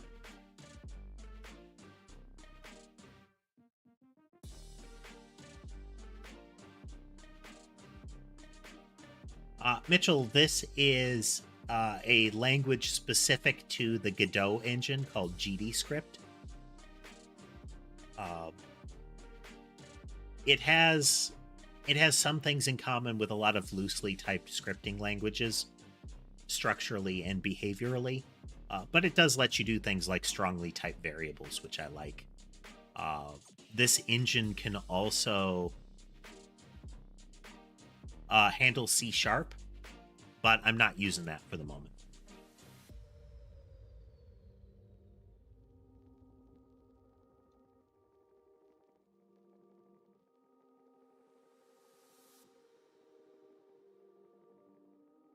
So, Cats, I believe this came up earlier and in a prior stream. I don't know if it was from you, but I will either say I won't answer that question, which I won't answer IRL questions most of the time. You know, vtuber. Or I will give a lore-related answer to it.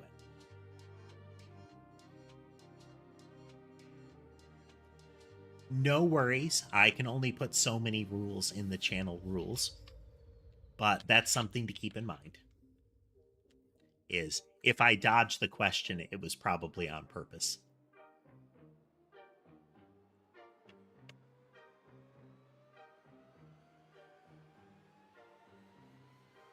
Okay, for those joining and who are interested in what's happening, we are trying to make it so that the monsters will appear where we want them to. There's a glitch with the projectiles here when it initially fires, or when it fires and it doesn't have anything to target. But it's working now, and you can see that blob that just went at light speed to the left. It's not supposed to do that.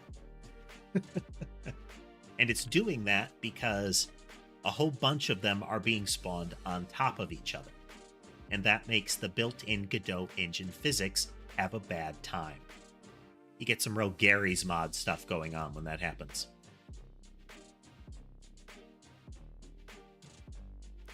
Yes. So I stream on US Central Time.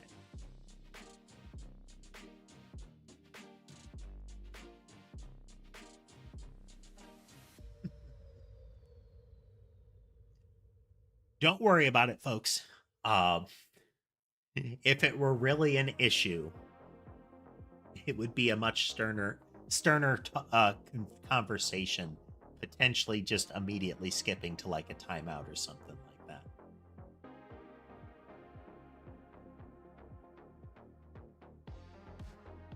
lore related.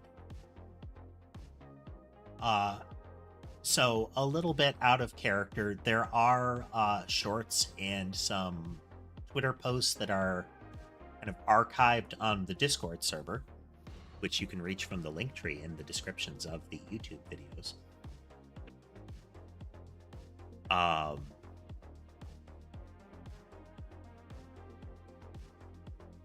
But the short version is that the Catbot Corporation came up with a new product line to follow up the mostly popular Catbot line, the Nyanite, and I am the original prototype who has officially and consensually and non-violently been given control of the Catbot factory. And everything is fine.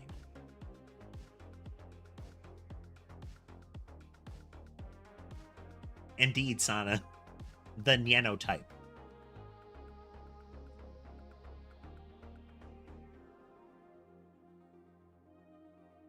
Don't understand the question, Cats.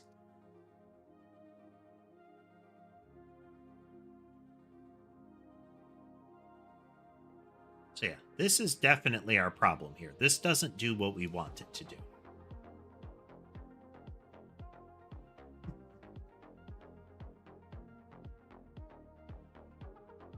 But prior to the debut stream for this avatar, there were a couple of videos teasing the plot.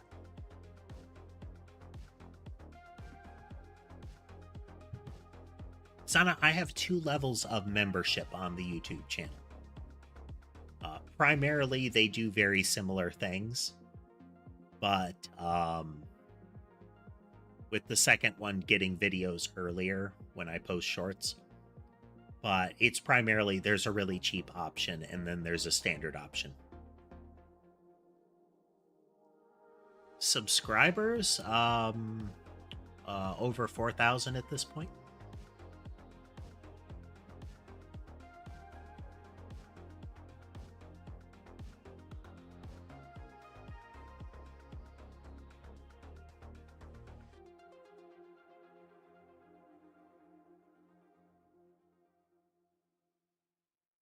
I don't understand. Have I seen Dano?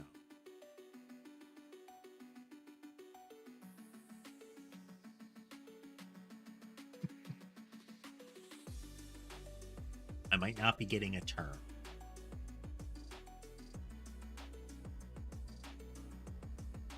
Now, if only 10% of those folks were like members or something, that'd be awesome.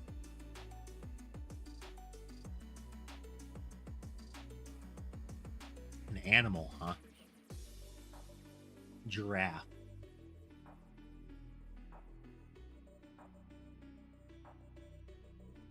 We need a way to test for collision.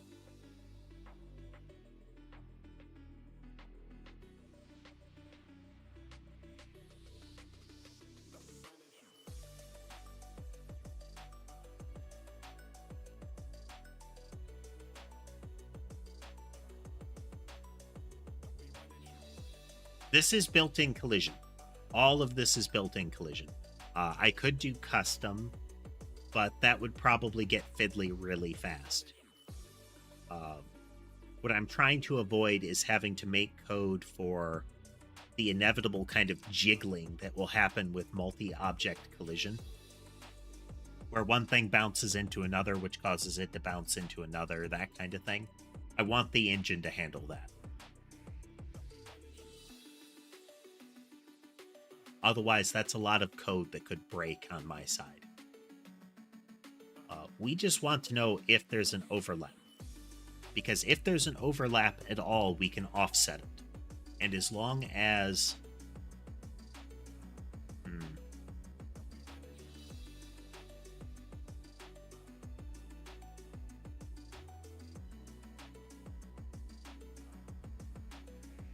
I did not know the reason for the coloration as far as a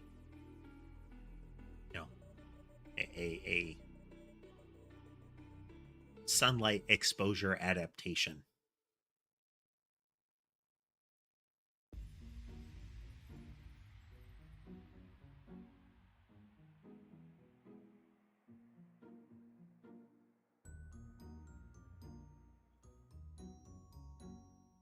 So the problem with that, dude, is that some objects can coexist. So this logic also handles those bullets. And if you watch those bullets, they spawn on top of each other just fine because they don't collide with each other. This is universal spawning. This is all objects spawn through this. I wonder if we can add a tiny bit of jiggle to this.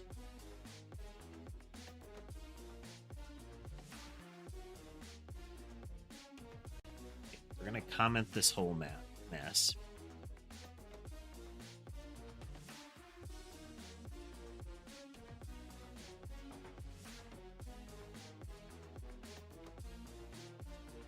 And we're going to do this.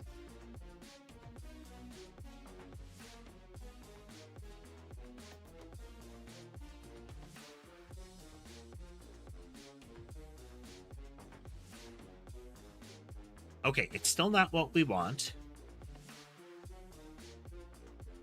I'm not into FNAF at all, cats. FNAF feels too much like closet stealth to me, in that it is a creatures moving around and you have to hide from them by getting in a box, going under a bed, jumping in a closet, you know, putting a bucket over your head. Doesn't matter. I don't like that kind of structure.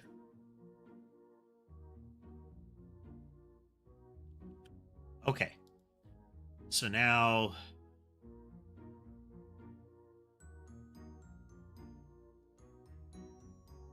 so what this does is this adds a tiny little bit of distance around each one. It's still not doing everything I want it to do.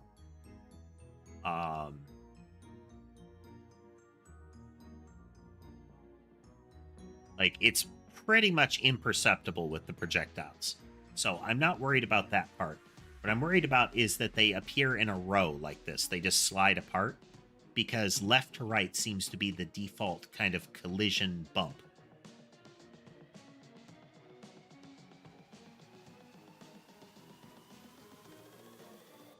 And I don't think we're getting all of them as a result of that, because there's supposed to be 10 of them.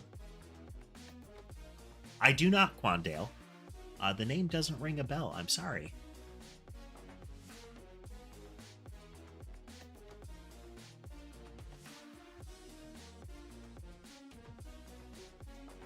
But that happens to me a lot. If you remind me, then I might be able to.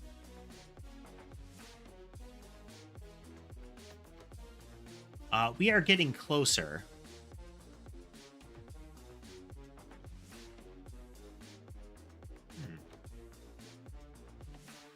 Yeah, that's plausible there, really. That's plausible.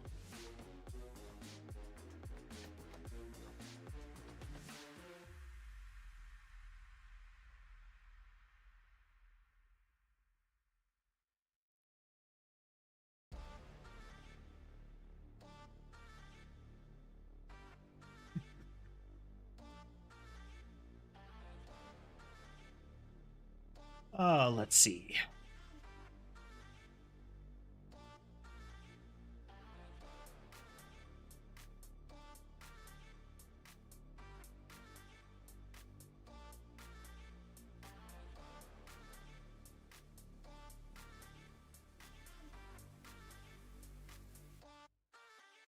Yeah, we need to do a lot more.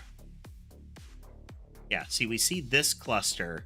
That one had the jittering. It wasn't moving them enough. This one was okay.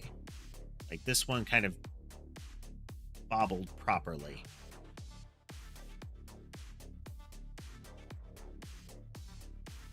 So we're still...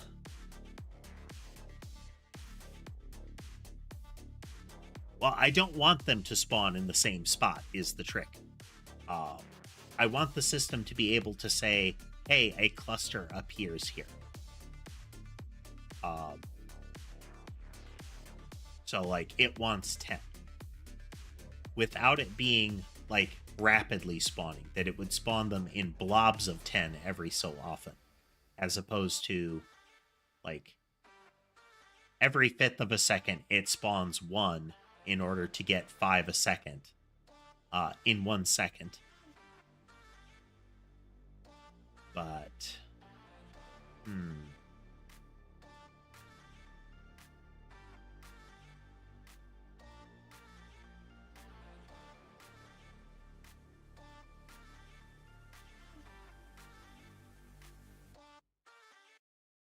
shockingly,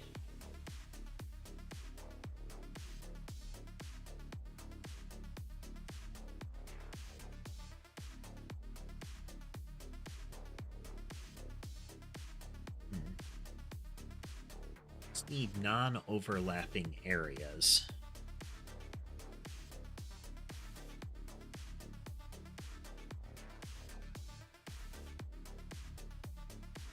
Can we...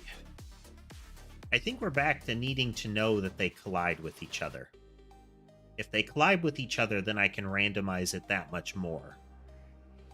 Where it's still possible that we get a bit of an overlap.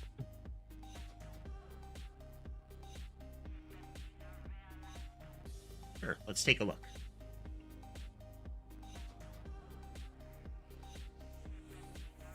How about... Oh, we got a double.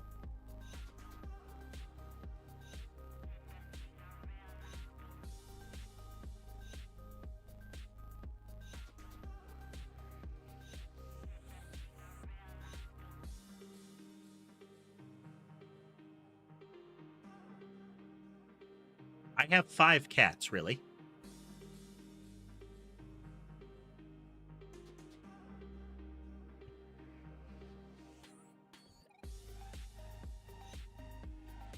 Okay, so can we determine if an object would collide with itself?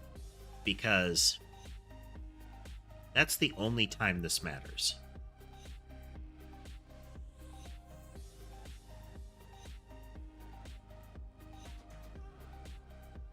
They are very similar looking cats. Sherbet and Mason are... I don't know if it's that they have the same father or mother. I think it's that they have the same father or something like that, but there were 2 different litters born about the same time, and they were all kept together. So they look very similar. There's some definite differences in like body form, that kind of stuff. But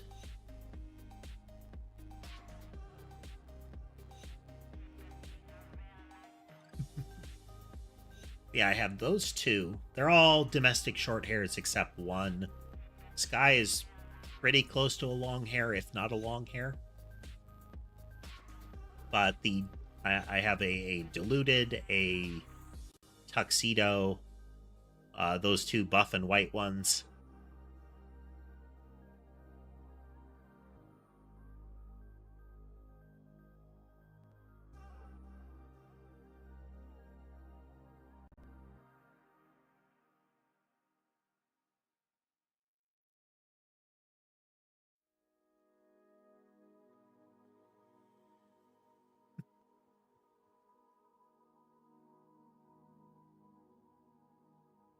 Catnip is pretty popular amongst mine, but generally, Sky is not susceptible to just about anything except greeny treats.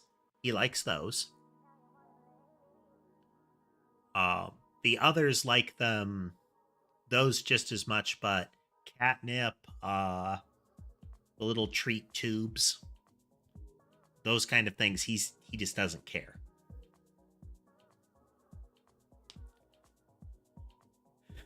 If we know that they collide with each other, then we can add logic that spreads them out so that they will not collide with each other easily. Like, we could have iterative logic to rotate it around in like a spiral so that we know that they'll kind of blob out. So, is there a good way to do that? Okay.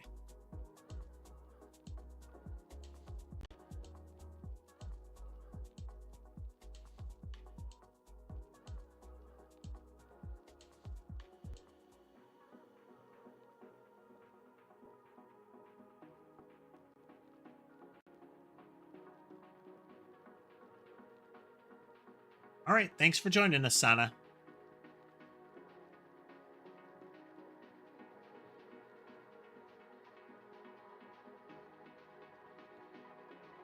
There are a lot of very food-motivated cats, Naruto. Um, and no, it wasn't really a scary thing, cats. Oh.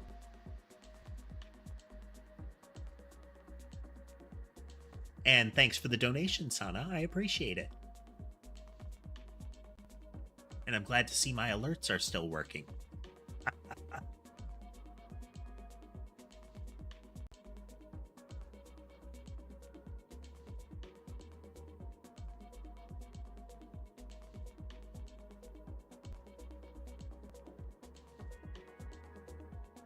That's right, really. That's what we're shooting for. Is on an interval. So this spawner object is configured to have an interval in a thing that it spawns. So every so often it will spawn what it wants to spawn. And that spawn could be like 10 things at once. So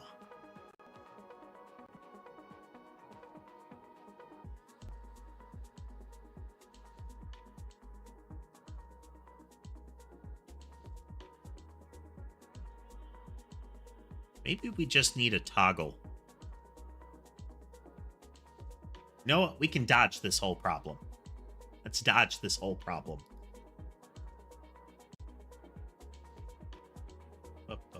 Where is it?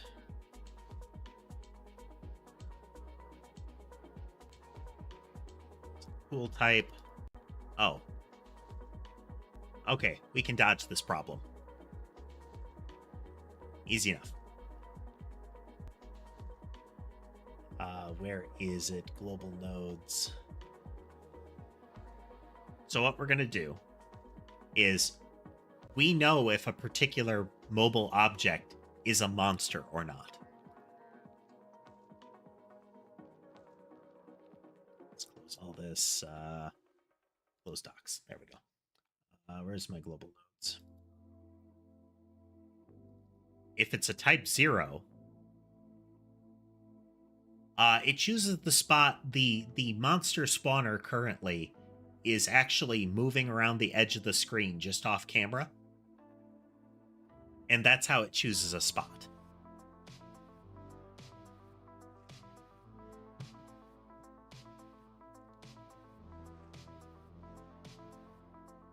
Well, I can tell you, cats, it definitely wasn't related to any sort of like violence or, you know, quote unquote insurrection or anything like that. It was definitely from the prototype experiments.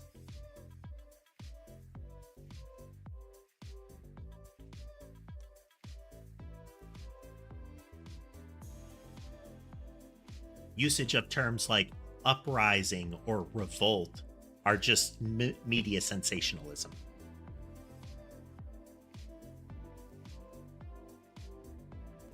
Okay, so if it's a monster, if mob pool type is 0, so then we go into our spawner. We go into here. We don't need the transform.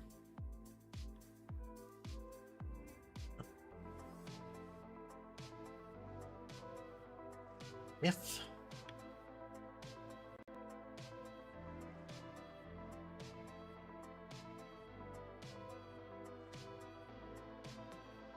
uh-oh, do I not have that anymore? Oh no.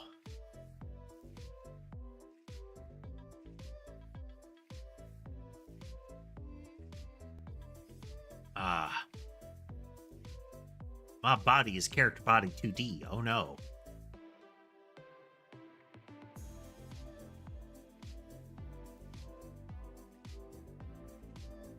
Okay. Really, that's what this does. Is what this does is it says, okay, take 0, 1, take up. Hey there, Ishmael, welcome back. And then it rotates at a random degree between 0 and from 0 to 360. So it will kind of point that in a random direction and normalize it. So it's a very small number. This isn't a big enough number. It does need to be a slightly bigger number.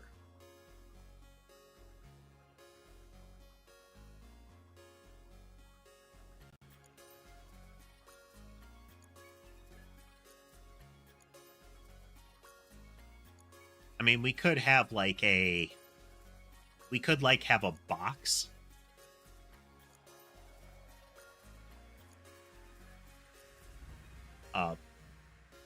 If we did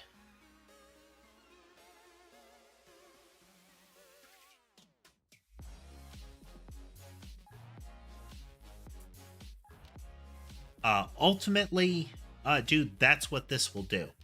Now, if I do a random, if the normalize has a random function from 0 to 1, not without 0, you know, it cannot have a 0 on the vector.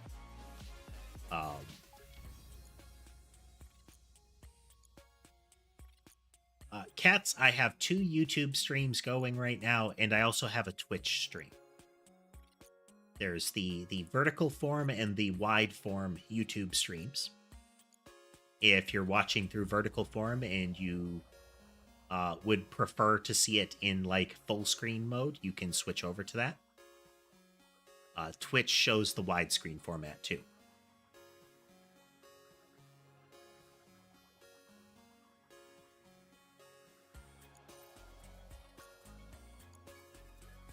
Autocorrect is a real problem.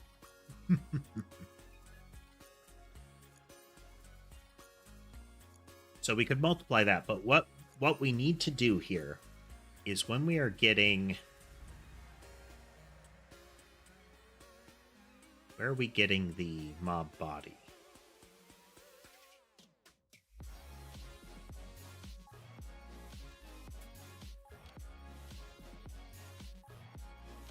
There is a...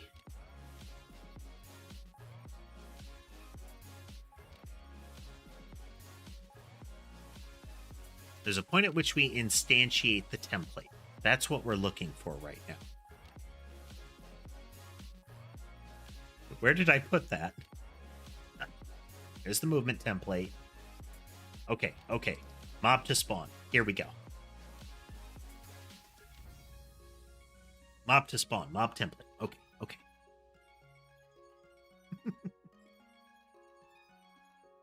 If mob to spawn dot mob pool type is 0, then do this.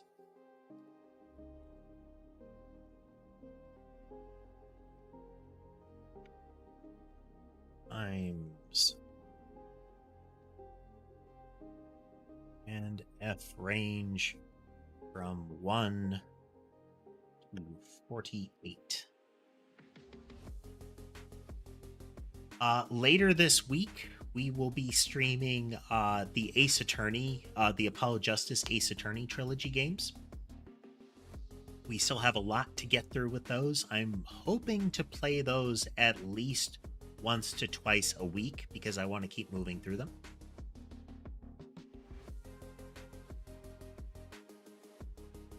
Okay, if it's a mob, we will randomly reorganize it. Ta-da!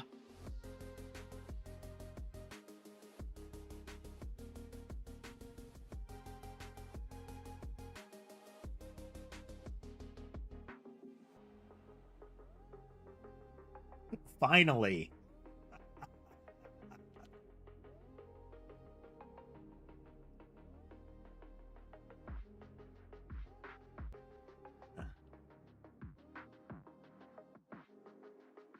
Okay.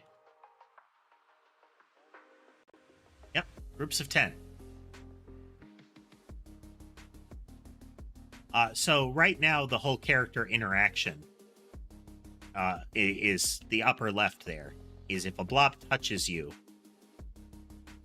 your health drains by like X a second, X a frame kind of thing. That's not how it's going to be long term, but it's a placeholder. Yay! We accomplished something. It absolutely wasn't what I thought we were going to do today.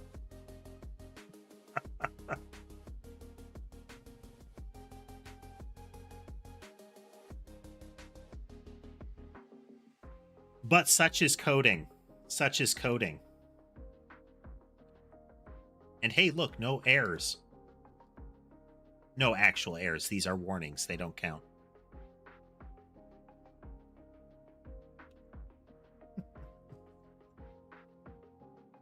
So if you've ever looked up programming memes, they are absolutely true. Almost universally, they are true. Good point. Let's go in. That is in where? Where? That is in the game scene.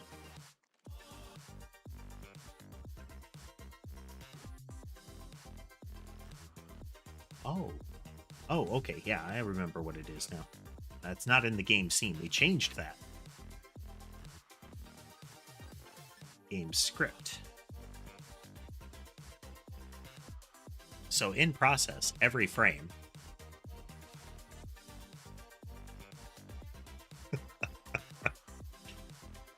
What was it? QA tester walks into a bar.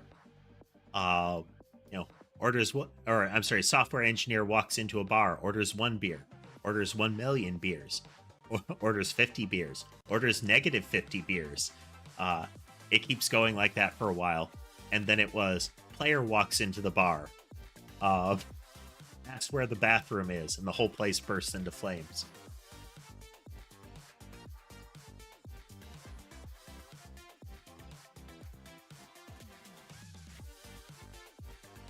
Well, thank you, Ishmael. I appreciate it.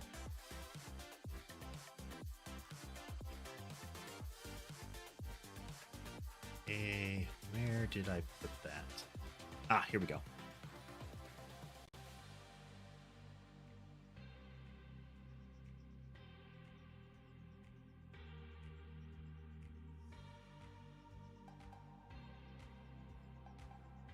Okay, let's take a quick look at this. Okay, it's 10 to the edge of the screen.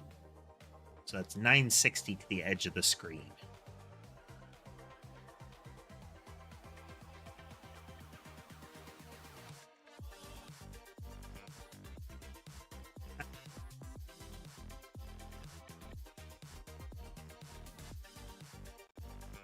Okay, so we went a little further.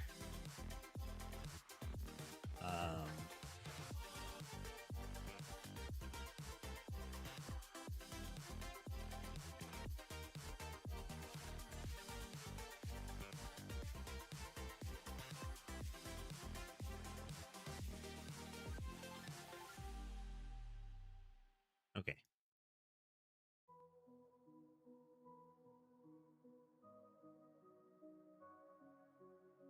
Okay, they should take a little longer to appear because they're appearing half a screen to the edge of the screen. How many monitors? I have 2 working monitors. The one where this coding appears is the primary one. It is the good one. And then I have 1 working and 1 broken monitor that is the streaming computer. And yes, Potato, that is a squishmallow. That is one of the things that the cats like to lay on. That is definitely sherbet laying there. None of the other cats get his sort of contortionist coziness.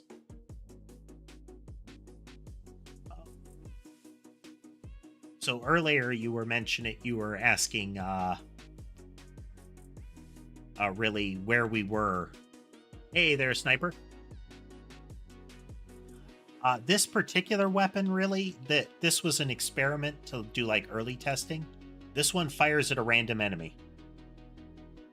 It just picks an enemy at random and fires at it, which means all of those things to the back also count. The fact that it's firing 3 projectiles is due to this code that we were working with. This spawner code encompasses that kind of stuff.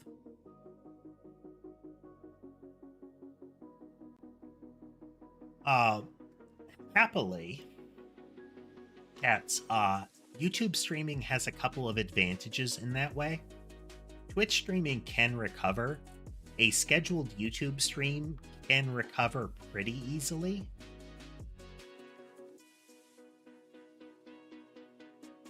Let's check in with the kitties while we're talking.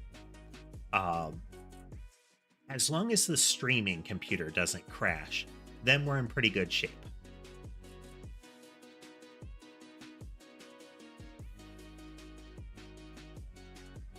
How long have I been doing the game? A few weeks now. We generally code on it like 3-ish times a week. So maybe, 6 to 12 hours a week tops.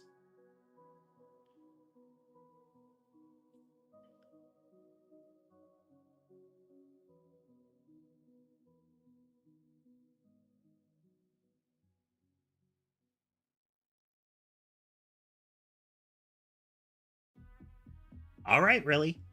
Thanks for joining us, and thanks for your assistance. Is it hard? Not really. It's more... I want to do it right. I don't want to just do it. And, that's correct, Tess, for some values of hard.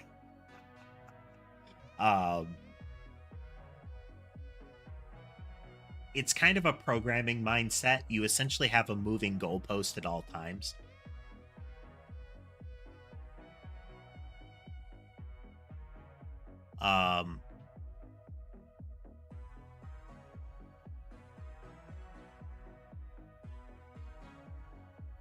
And Naruto, it's one thing to know what you want to accomplish and that there are ways to accomplish it. It's then putting those into practice and making sure they work right.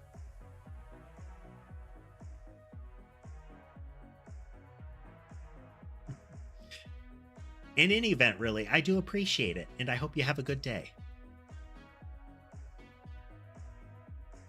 Let's see. Some of these. Why is the cat on the box? Do you mean the one that's on the tree, or do you mean the rectangles that some of them are laying on? If you mean the bottom left. Okay. The tan rectangle is a folded up blanket. It is soft and fluffy, and he likes that. As you might be able to tell.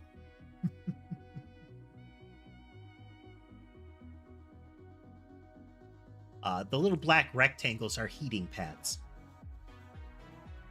They're kind of warm to the touch. Oh man, Sammy's on the shelf. I just realized that. Sammy's over on the shelf.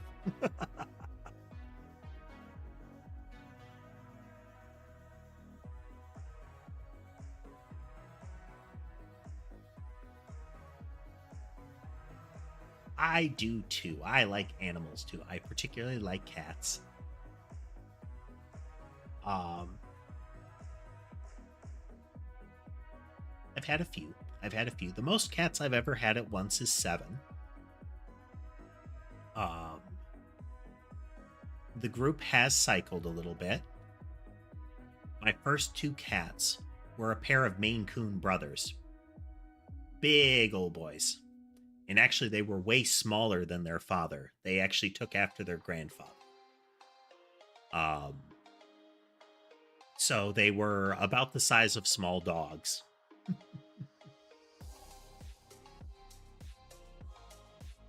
Black cats are cute. Black cats are definitely cute.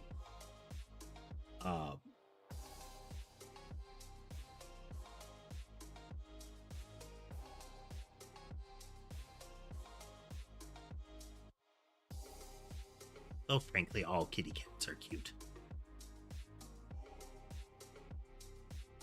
Well, they can be. I mean, there are some cats that are just straight up mean.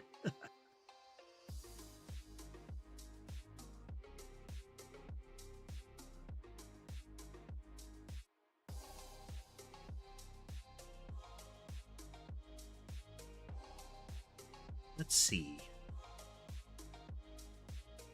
So, of my cats, Mason has the coarsest fur. And it's not like rough, but it's like the hairs are denser, you know. Next, as far as softness, is probably Sammy. It's definitely soft. So Mason and Sherbet are male. I'm sorry, Mason, Sherbet, and Sky are male. These are all altered male and female. And Ember and Sammy are female.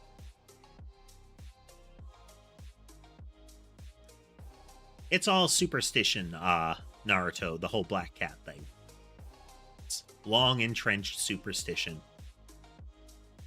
Additionally, though, I don't know if it's really a recent thing, but kind of internet memes center around the behaviors of particular types of cat. And it has, it's become kind of exaggerated. Like, it's always been the case that people will assert, oh, this species is mean. Or, I'm sorry, this breed is mean. But that's not true. I mean, I've encountered like Rottweilers and similar that are the friendliest dogs. I have encountered cats that are supposed to be really laid back that are the most vicious little things. I know an orange cat that is just terribly vicious to everybody and sort of tolerant of her person. Like, her particular human, she is tolerant to. Like, I will sit near you, and as long as you don't move in any way other than to pet me, and only to pet me exactly right, then I will tolerate you. Everybody else risks. That cat has what I call the kind of a 3 strikes rule. She will meow in exactly the same tone up to 3 times. If they are, I didn't like what you did, meows, the 3rd time means you're going to bleed. But the same vocalization, the same meow, is I liked that. Keep doing it.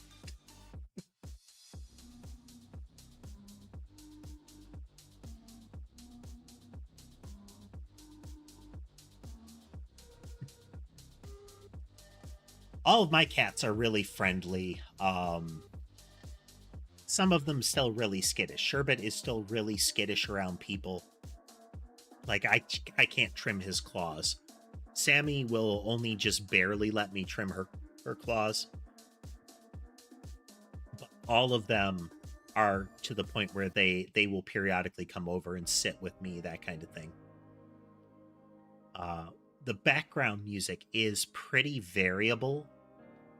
I should have a link in the video descriptions on YouTube to a Epidemic Sound playlist of the music that I use. I would like to credit all of the individual artists, but I have like 30 something tracks on this playlist, and descriptions can only be so long, you know?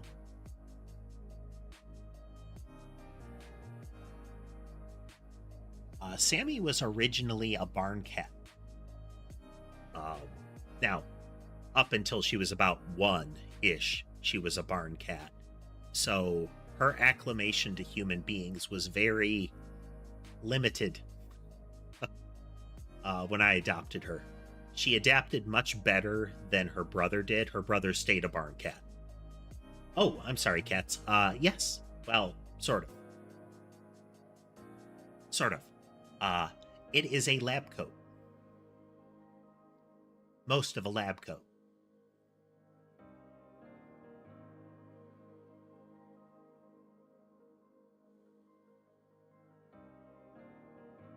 Let me show you.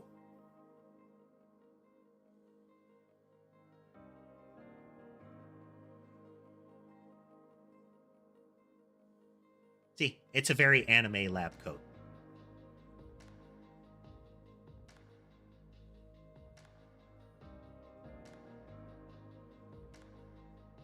Given in a completely gift-like fashion. 100%.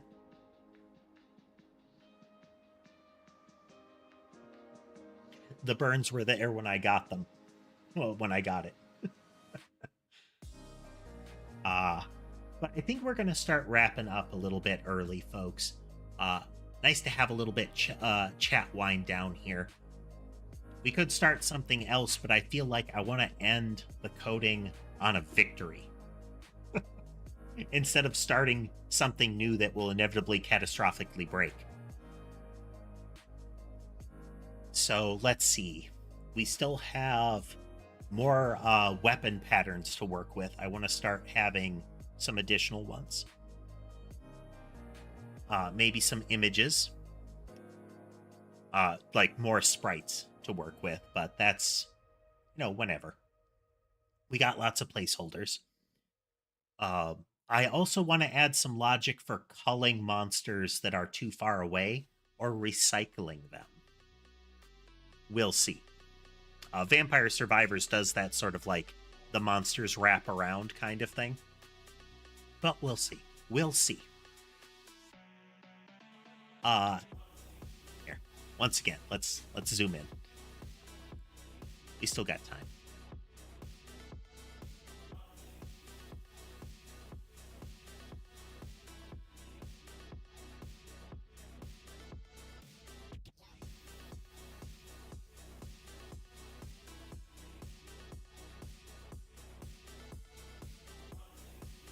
That is the Nano Furnace. That allows a nanotype to actually ingest things. It gets absorbed into the nano fluid.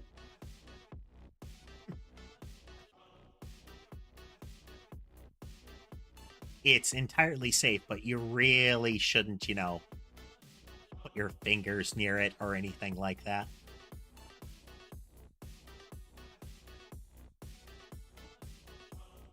So, cats, the near future, I think I've got it scheduled for Friday. We're going to be doing the Apollo Justice game.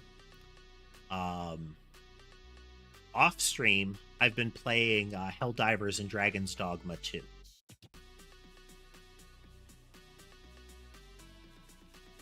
I hope the game will be good, Naruto. I hope that we finish it. Cats, this is a 2D avatar. Maybe someday, far in the future, we'll think about something 3D. But that's a whole lot of kit and an investment.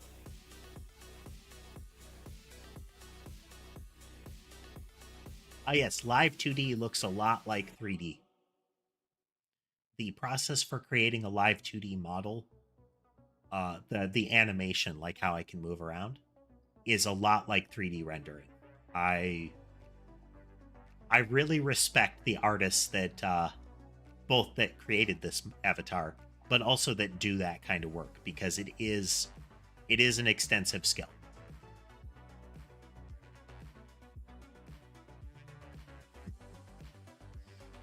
All right. But with all that said, I want to thank everybody for coming to join us today. If you like what you saw and you haven't already, consider liking, following, subscribing. Just push all those positive buttons. Most of them are good.